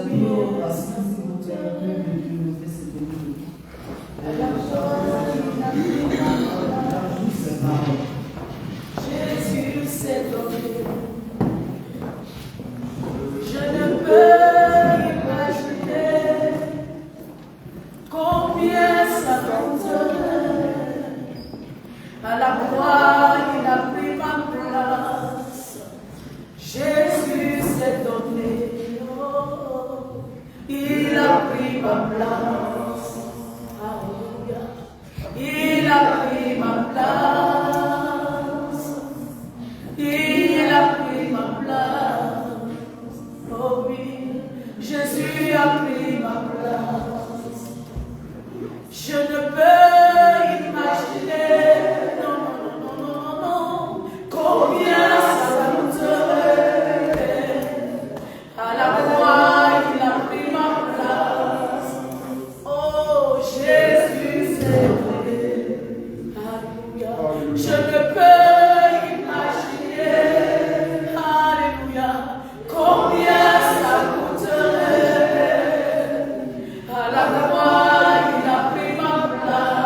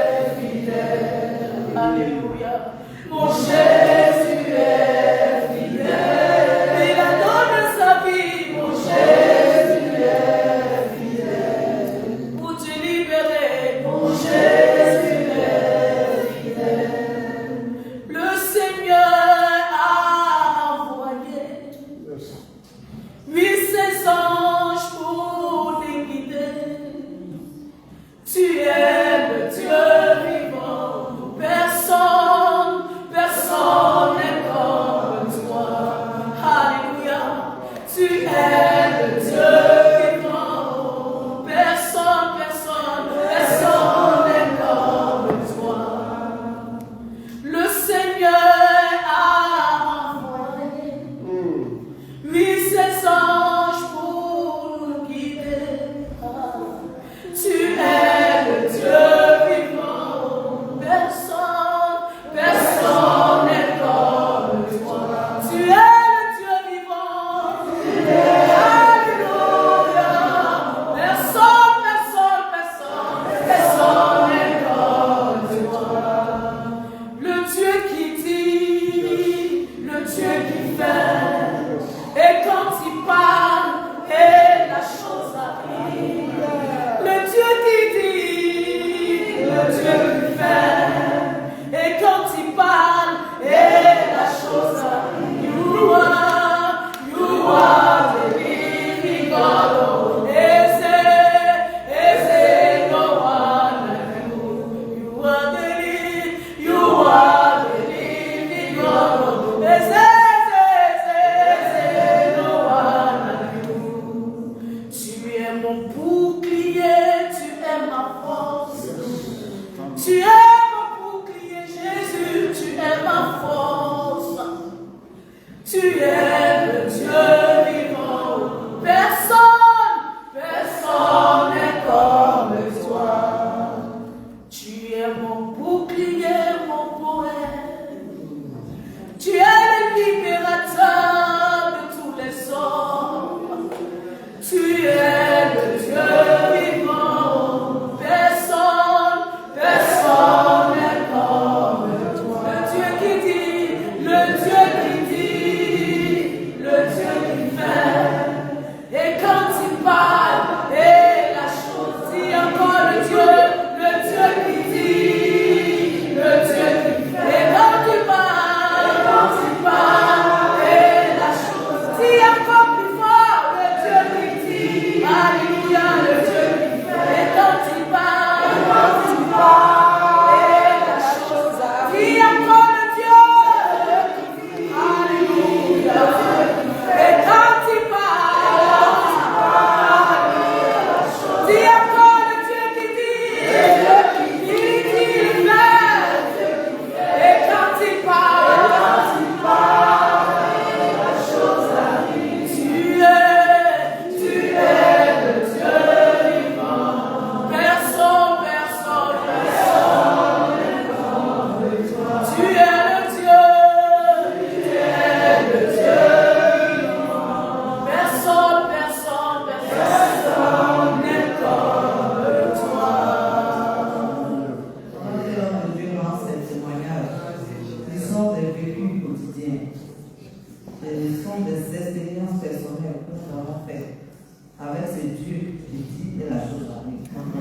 Avec ce Dieu qui parle, puis toute chose se met en place. Nous avons passé par ces études. En nous appuyant sur la parole de Dieu, le Seigneur a permis que nous puissions expérimenter ces choses. Et aujourd'hui, ce sont des témoignages que nous rendons parce que nous sommes passés par là. Et ce soir, pendant qu'il rendait ces témoignages, il prêchait la parole de Dieu. Le Saint-Esprit était en train de visiter son peuple.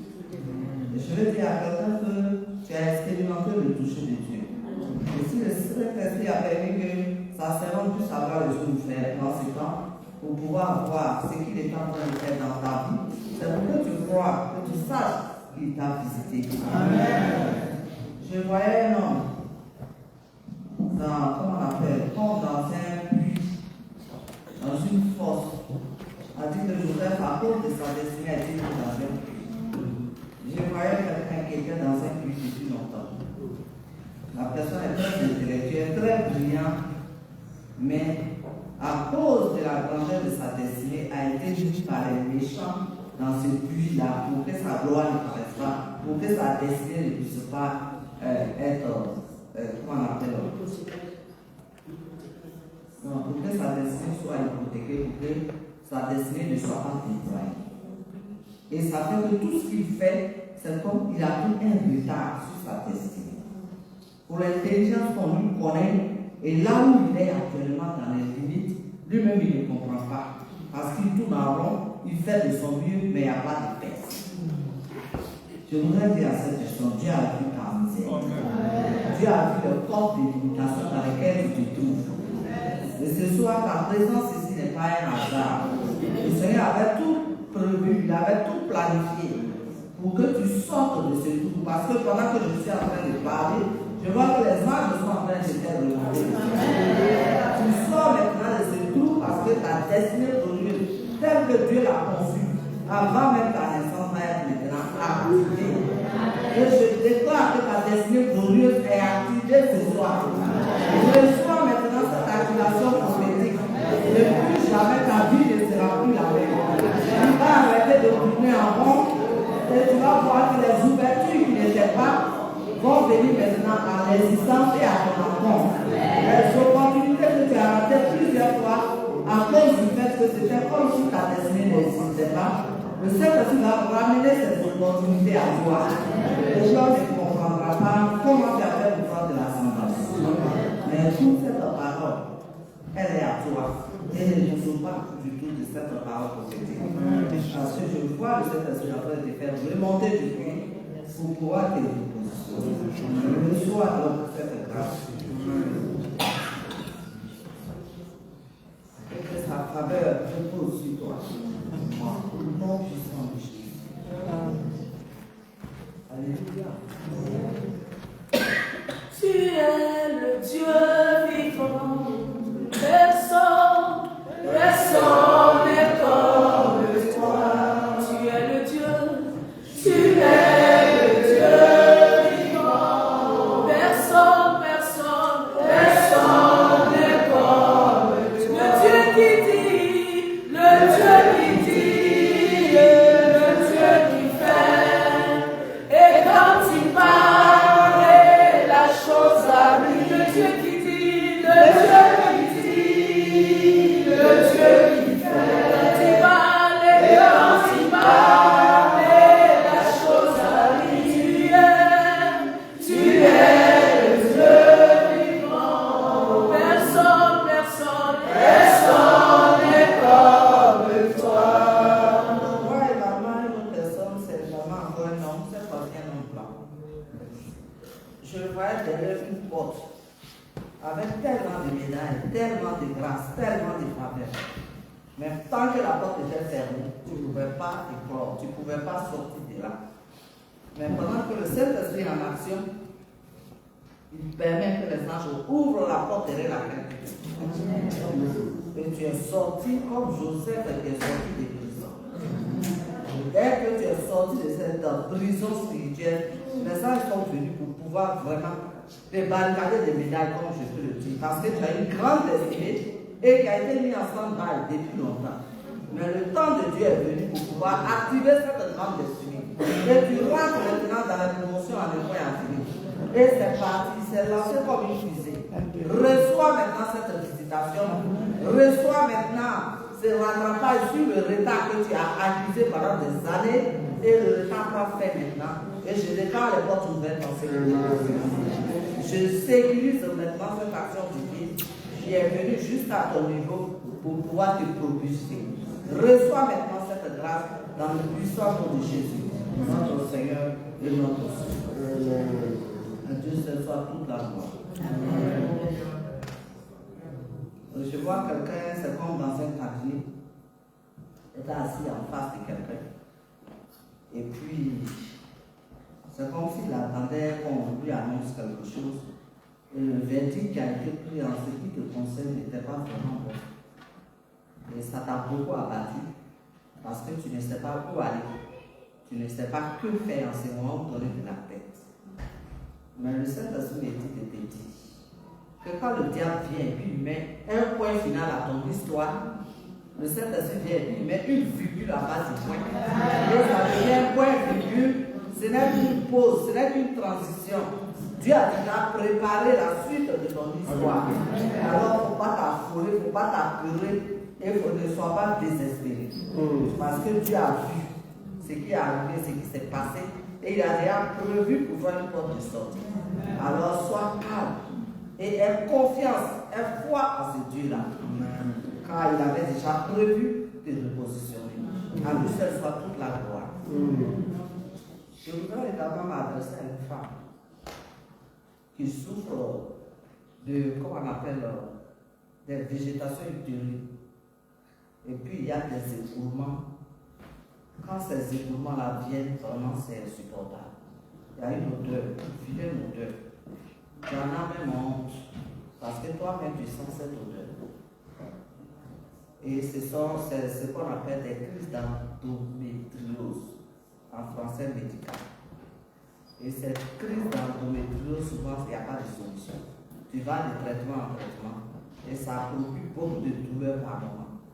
Maintenant que je suis en train de livrer cette parole de connaissance, les anges sont en train de visiter. Ils sont en train de nettoyer ton utérus. À la fin de ces moments, tu vas voir que l'odeur a disparu.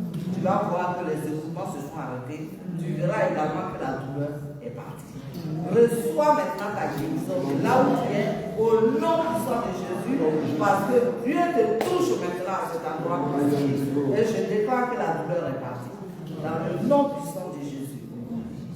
Je vois également certains d'autres qui souffrent de colopathie au niveau du côlon ascendant gauche. Et pendant que je libère cette parole prophétique, les anges sont en action. Ils sont en train de vider ton intestin, ton gros intestin en particulier. Quand tu vas rentrer chez toi, peut-être même avant que tu les rentres, tu vas voir qu'il y a beaucoup de bourdonnement dans ton ventre. Et puis tu vas vraiment évacuer tel que tu n'as jamais évacué. C'est la maladie qui est partie. C'est la délivrance qui est en train d'opérer le miracle. Après quoi, tu vas voir que les roues, les ballonnements ont cessé. Parce que le Saint-Esprit t'a touché ce soir. À Dieu seul soit toute la gloire. Que le nom du Seigneur soit glorifié. Parce que nous étions au camp, c'était en Belgique. Une jeune fille est venue avec sa maman. Il faut dire qu'elle souffrait de colopathie terrible. Ils ont diagnostiqué que son rectum même ne fonctionnait plus. Elle peut rester 2 mois sans aller à la scène. Et puis elle souffre. Donc vraiment c'était terrible. Au plan médical, ils ont tout essayé, fait tous les examens, fait toutes sortes comment on appelle, de traitements, et ça n'allait pas toujours. Et c'est comme ça qu'elle avait un rendez-vous le jour où le camp devait commencer en Belgique. Et sa maman l'a soulevé pour partir en Belgique, de l'Italie, en Belgique pour le camp. La prière matinale a commencé, la prière a commencé. D'habitude, quand elle doit aller au petit coin, tout le monde dans la maison est alerté. Tellement elle souffre comme une femme qui est en train de donner naissance à un enfant. Et quand elle part, c'est pour sortir juste des petites billes qui ne signifient rien, mais au moins elle se sent soulagée. Et elle vivait ces moments-là. C'était terrible. Et d'hôpital en hôpital, ça n'allait pas. Et quand elle a mis les pieds au camp, déjà la prière matinale, elle a dit à sa maman qu'elle n'a pas pris tous ces accessoires qui l'aident à aller évacuer, et ils sont venus comme ça. Quand elle est partie, le Saint-Esprit s'est glorifié et vraiment elle s'est mise à l'aise. Après ça, elle a pris de tourner le ventre. Là, sa maman vient de m'envoyer un message. Elle dit le Saint-Esprit continue de visiter ta fille, notre fille, parce que depuis qu'on est quitté au camp, là elle évacue sans quoi que ce soit, sans médicaments, sans rien. Et là même, je suis en train de garer. Elle vient d'aller évacuer. On a pris la route, on part quelque part. Elle est en train de garer quelque part dans ces restos pour qu'elle puisse se mettre à l'aise. C'est dire que quand la mère même explique la souffrance de la petite, tu ne peux pas imaginer. Mais Dieu l'a fait.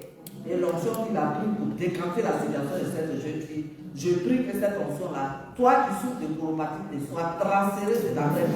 Dans le nom puissant de Jésus, je déclare que tu es guéri, que ton gros intestin est relâché au nom puissant de Jésus.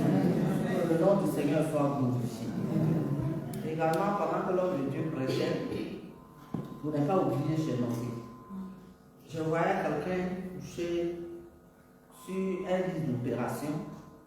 Et puis, le Saint-Esprit m'a dit que la personne souffre d'un souffle cardiaque. C'est ce que j'ai entendu exactement.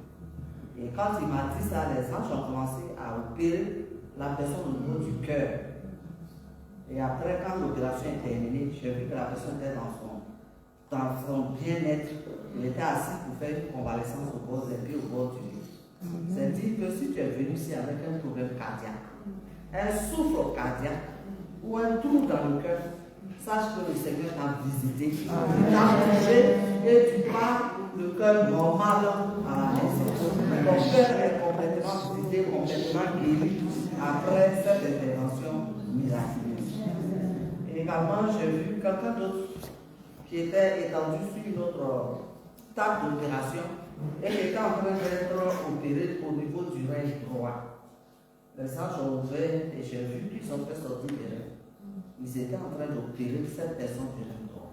Si tu es venu ici avec un problème, que ce soit un calcul rénal, que ce soit une insuffisance rénale, sache que le Seigneur te touche, il t'a déjà touché, les reins ont déjà été opérés dans le nom puissant de Jésus. J'ai vu des personnes avec des insuffisances au niveau des reins qui ont été touchées par le Saint-Esprit et que le Saint-Esprit a visité et puis après quoi, les choses sont rentrées dans l'ordre. Le cas est parti, mais je vais quand même tout à l'heure vous rendre un témoignage pour que cela puisse fortifier votre foi. Il s'agissait d'une femme, c'était des épouses des pasteurs pendant que j'étais président des femmes. Nous sommes allés à une retraite, nous pouvons nous asseoir pour ceux qui veulent s'asseoir. Nous sommes allés à une retraite spirituelle. Et puis après, ce que nous allons faire demain, c'est ce qu'on faisait parce qu'il y avait beaucoup de personnes. Et donc je prenais la nuit de prière. Moi, je fais mes yeux en général quand je ne connais même pas être distrait par quoi que ce soit.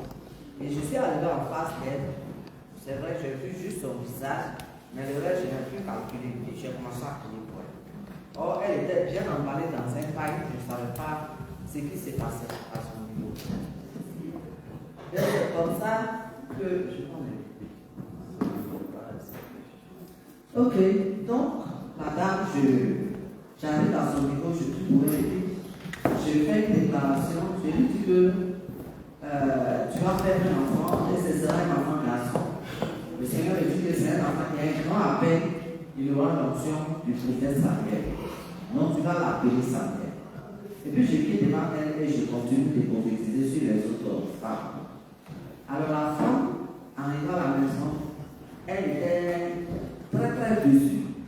Elle a dit, mais la femme de l'homme dit qu'elle voit, mais pour moi là, elle n'a rien.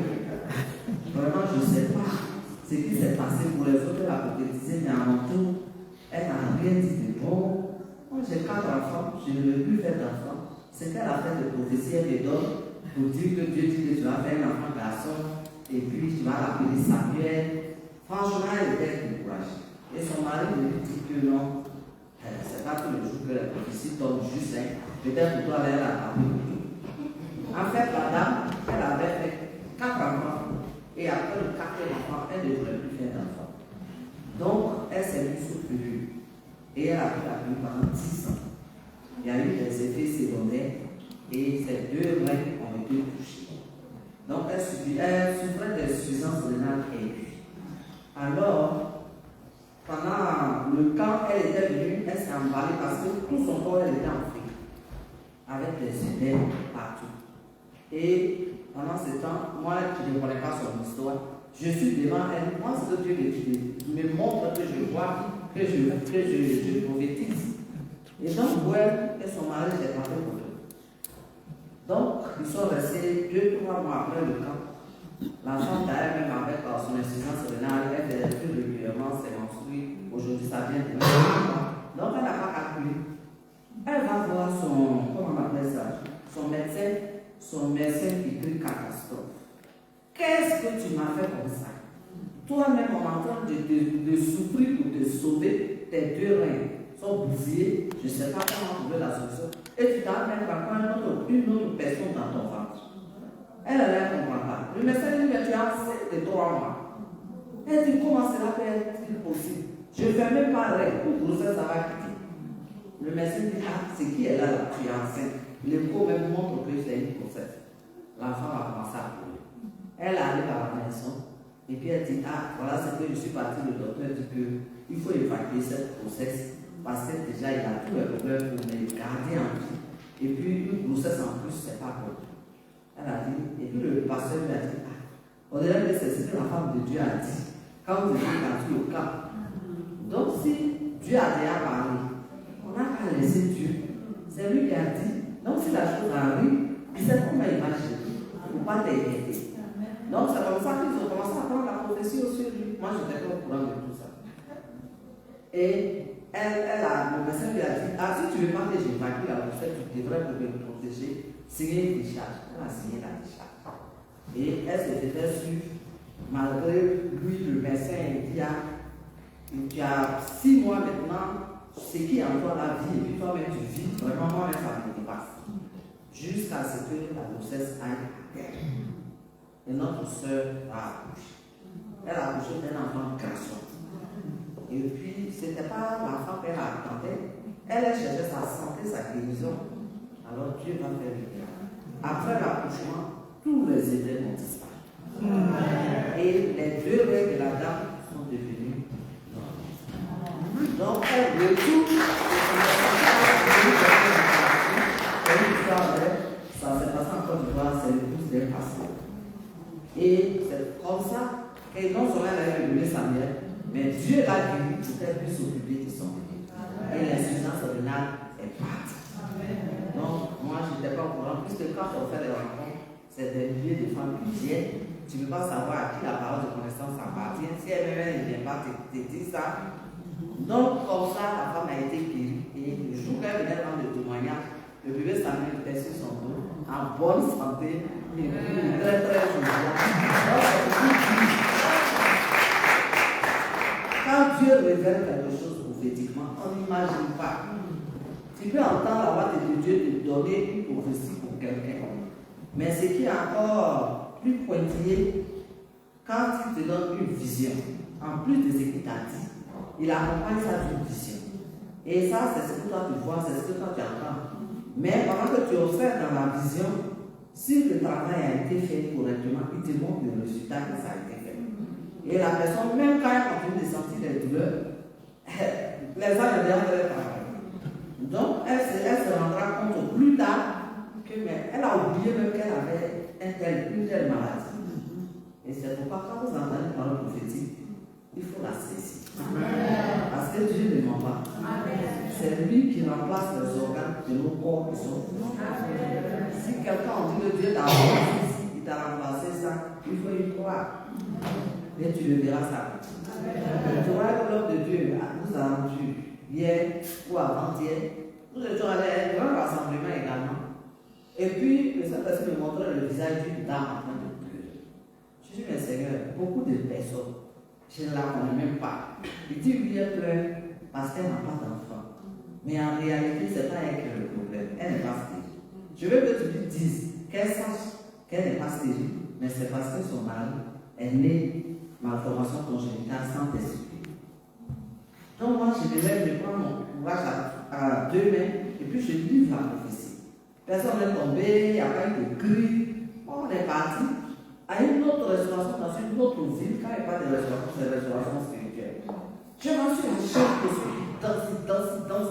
Il fait toutes les phases de danse. On dit c'est la rencontre des femmes. Puis il sort tout et puis il a chargé l'avion des femmes en train de danser. Donc j'ai appelé mon pasteur du bureau où on était parti. Le monsieur a quoi? Il dit, maman, il y a un témoignage. J'ai dit, ah bon, il y a quel témoignage? Et c'est là qu'on donne le micro au monsieur. Il a dit que lui, c'est gardé, le Seigneur, de toutes les façons, il ne pouvait rien faire les femmes. Et puis, il a prié pendant longtemps, quand il a connu le Seigneur, pour que Dieu le guérisse, parce qu'il était un garçon. Et donc, pour mettre Dieu à l'épreuve, il allait se marier dans cet état. Et il n'a rien dit à sa fiancée. La nuit de noces passe. 2 jours, 3 jours, rien ne se passe. La fille lui demande, ah, tu as un souci? Il dit, oui, j'ai un souci. Mais il faut m'excuser. C'est un problème entre moi et Dieu. Et en me mariant, c'était pour mettre Dieu devant les faits accomplis, pour exercer ma foi, pour que Dieu se glorifie. Mais c'était une bonne sœur. Elle n'en a pas parlé ni à son témoin, ni à sa maman pasteur, ni à l'église, ni aux responsables. Et les deux ont gardé le secret pendant 17 ans. Et c'est quand l'épreuve a connu les 17 années, elle va à cette rencontre des femmes, et puis une prophétie sort. Et quand la prophétie est sortie, alors elle est partie dire à son mari, ah, notre secret a été dévoilé. La maman pasteur qui était là-bas, elle a tout dit sur nous, c'est notre nom seulement qu'elle a dit.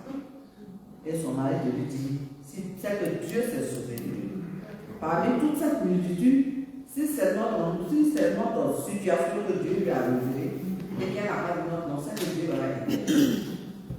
Et c'est comme ça, une semaine après, alors qu'elle cuisinait, son mari était dans la bouche. Le Saint-Esprit lui dit, c'est ce qui de ton mari dont j'ai parlé au camp. J'ai apporté sa peau après dans les paroles. Elle rentre, elle surprend son mari. Effectivement, elle n'avait jamais vu le testicule, elle voit ça. Et elle est étonnée, son mari est étonné. En même temps, Dieu a restauré le monsieur, la virilité du monsieur a été rétablie. Et après 17 ans, c'est là maintenant qu'ils sont consommés leur mariage. Donc, il était en train de danser, c'est parce que Dieu a fait pour lui des choses. C'était des prodiges, c'était plus qu'un miracle. Parce qu'aucune science ne va t'opérer pour que tu puisses avoir des testicules à un âge adulte. Et il s'est avéré que le problème était héréditaire. Parce que la soeur qui a rendu le témoignage a dit, j'avais aussi mon beau-frère, c'est-à-dire le grand frère de son mari. Un joli garçon, mais quand on lui parle de famille, il dit non, elle n'est pas trop compliquée. Moi, je ne vais pas me marier alors qu'il avait un souci. Et quand son petit frère a été guéri, la guérison a été transférée à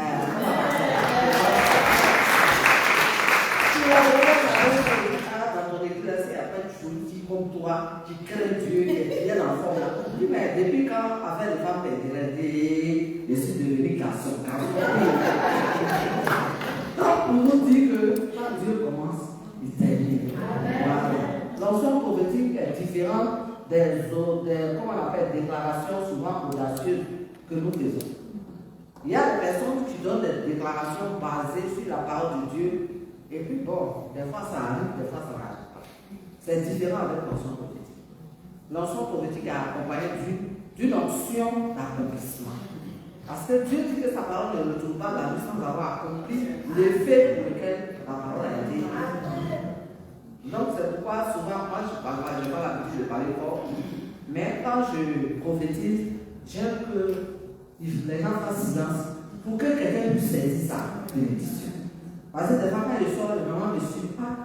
Comment on appelle la madre, tu as dit quelque chose là, je n'ai pas bien entendu me concernant, mais je n'ai pas bien saisi. Donc, souvent, d'autres enfants, sans avoir bien saisi la parole prophétique qui leur a été annoncée. Donc, bref, aujourd'hui, également, je voyais quelqu'un qui a des problèmes au niveau de ces deux gens. Je ne sais pas qu'est-ce que c'était comme problème, mais je voyais que la personne était alitée. Et les deux gens étaient malades. Alors je me suis souvenu de ce qui s'est passé au camp. Il y a un couple qui était en Allemagne pendant que nous étions en Belgique pour le camp.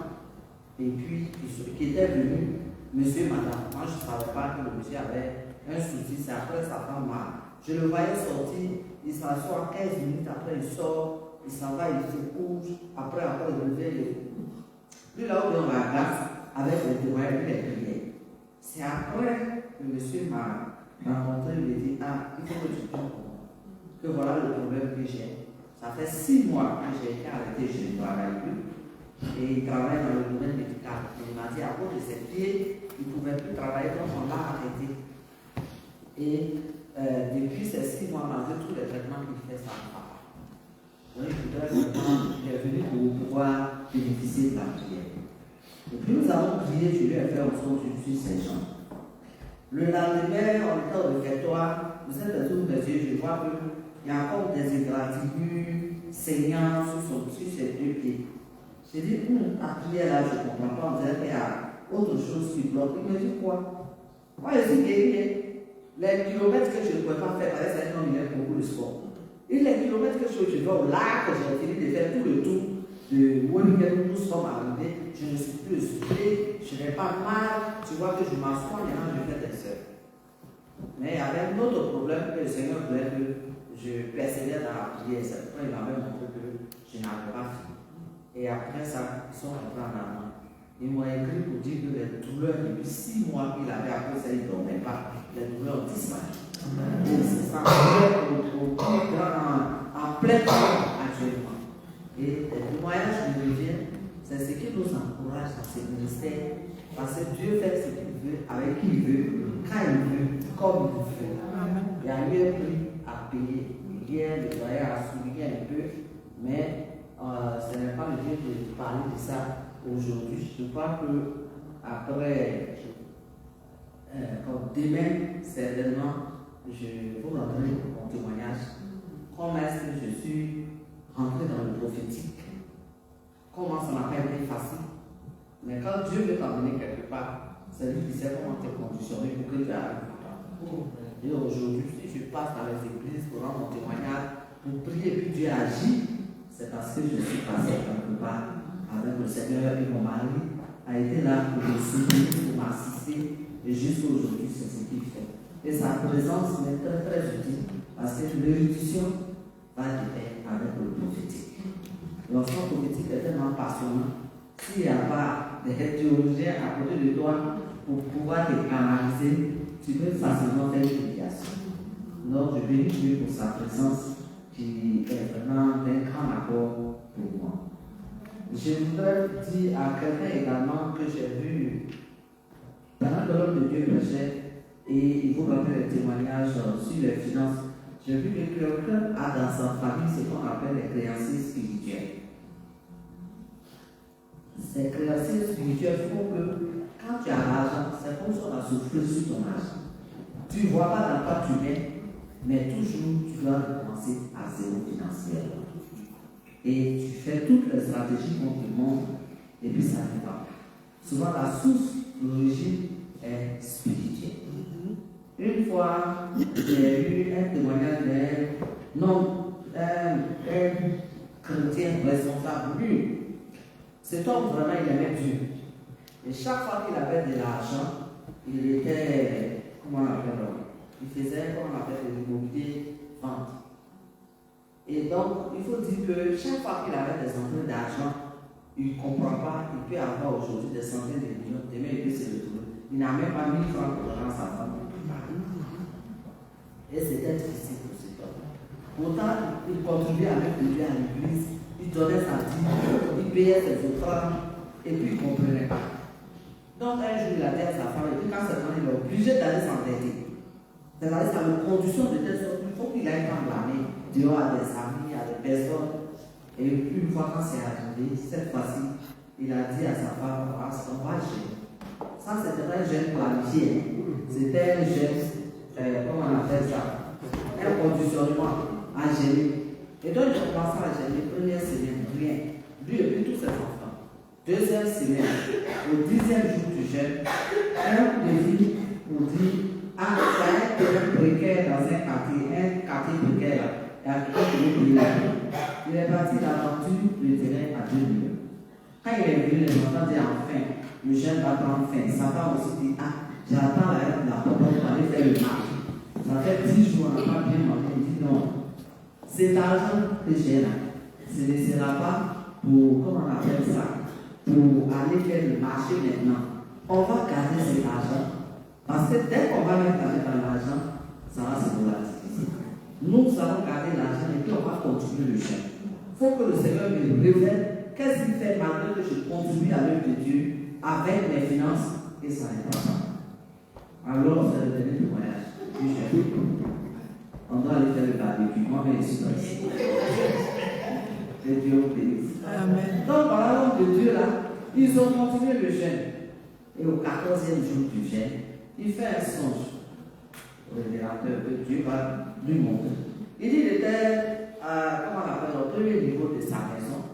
Et puis il était avec un ange, grand détail. Et pendant qu'ils étaient en train d'observer le portail de sa maison, il a vu un géant laid, affreux, habillé en aïe, qui est venu qui a commencé à taper le portail. Ouvrez la porte, je suis venu prendre notre argent. Il dit, il était tellement laid et affreux et puis géant que lui-même il a peur, puis il s'est blotti dans les épaules de l'âge. Et puis l'âge a tapé sur son épaule. Il dit, mais tu as pu voir qu'est-ce qui se passe avec ton argent. Et que c'est un créancier spirituel. C'est quelqu'un qui avait, c'est un esprit avec qui tes parents ont eu des alliances. Ils sont purs. Mais à cause du bien des sang, ce démon-là te réclame et réclame tes biens, réclame ta richesse que Dieu te donne. Mais à partir d'aujourd'hui, c'est fini. Cette alliance est brisée, est rompue, et à partir de là, Dieu va te donner. Et maintenant, ils ont coupé le jeûne, ils ont pu manger, ils ont rendu grâce au Seigneur plus jamais. Et c'est cet homme-là qui est devenu un homme d'affaires très puissant, très riche dans le milieu chrétien et il soutient le Dieu avec son âme. Alors que toi, s'il y a des créanciers spirituels qui te fatiguent, tu ne vois pas où l'argent rentre. Quand ça rentre, ce n'est pas les ordonnances, ce sont les problèmes ici, à résoudre par là, par-ci, par-là. Et puis tu ne vois pas au juste quel but ton argent a atteint. Alors tu vas te dégoûter. Nous avons prié parce que l'homme était terminé par le domaine financier. Et j'ai vu qu'il y a des personnes parmi vous qui ont ce phénomène de créanciers spirituels. Et ces créanciers spirituels-là, il faut que le pouvoir qu'ils ont eu suite à vie, suite à finances jusqu'à présent, soit réussi. On va se dire de nous et après voir nous allons faire. Éternel, dans mon Dieu et notre Père, c'est toi qui révèles les choses au cache. Seigneur, quand tu révèles ces choses, ce n'est pas pour les révéler, pour les révéler. Mais tu révèles pour que cela puisse se prendre fin. Tu as vu la souffrance de ton peuple et tu as permis, Seigneur, que ces témoins puissent les édifier. Pas les éblouir. Tu ne nous fais pas souffrir des mirages, mais Seigneur, tu opères de véritables miracles dans nos vies. C'est pourquoi, Seigneur, nous mettons en garde toutes nos sources de réparation financière, quelles que soient les alliances qui ont été écoutées. Seigneur, tu as dit que l'on ne dira plus dans ce pays d'Israël, que les pères ont mangé les raisins verts et les dettes dans tes enfants ont été arrêtés. C'est pourquoi j'annonce maintenant la fin du règne des créanciers spirituels sur les finances de tes enfants. Tu dois prospérer pour que ton œuvre aille de l'avant par leur main. Éternel, visite maintenant les finances. Seigneur, sécurise maintenant les finances. Seigneur, donne maintenant la prospérité à ton peuple. Parce que toi-même tu es riche. Seigneur, tu leur confies cette richesse qui émane de toi pour qu'ils soient prospères sur tous les plans. Parce que c'est ce que tu as dit. La santé, Seigneur, et également, Seigneur, dans toutes les affaires qui vont entreprendre, dans leur travail, dans leur service, il y a la prospérité. À tous égards, de ta seule gloire, c'est dans le nom puissant de Jésus que je sécurise, Seigneur, leurs finances, je sécurise leur santé et je sécurise, Seigneur, toutes leurs entreprises. Au nom puissant de Jésus, que le peuple de Dieu dise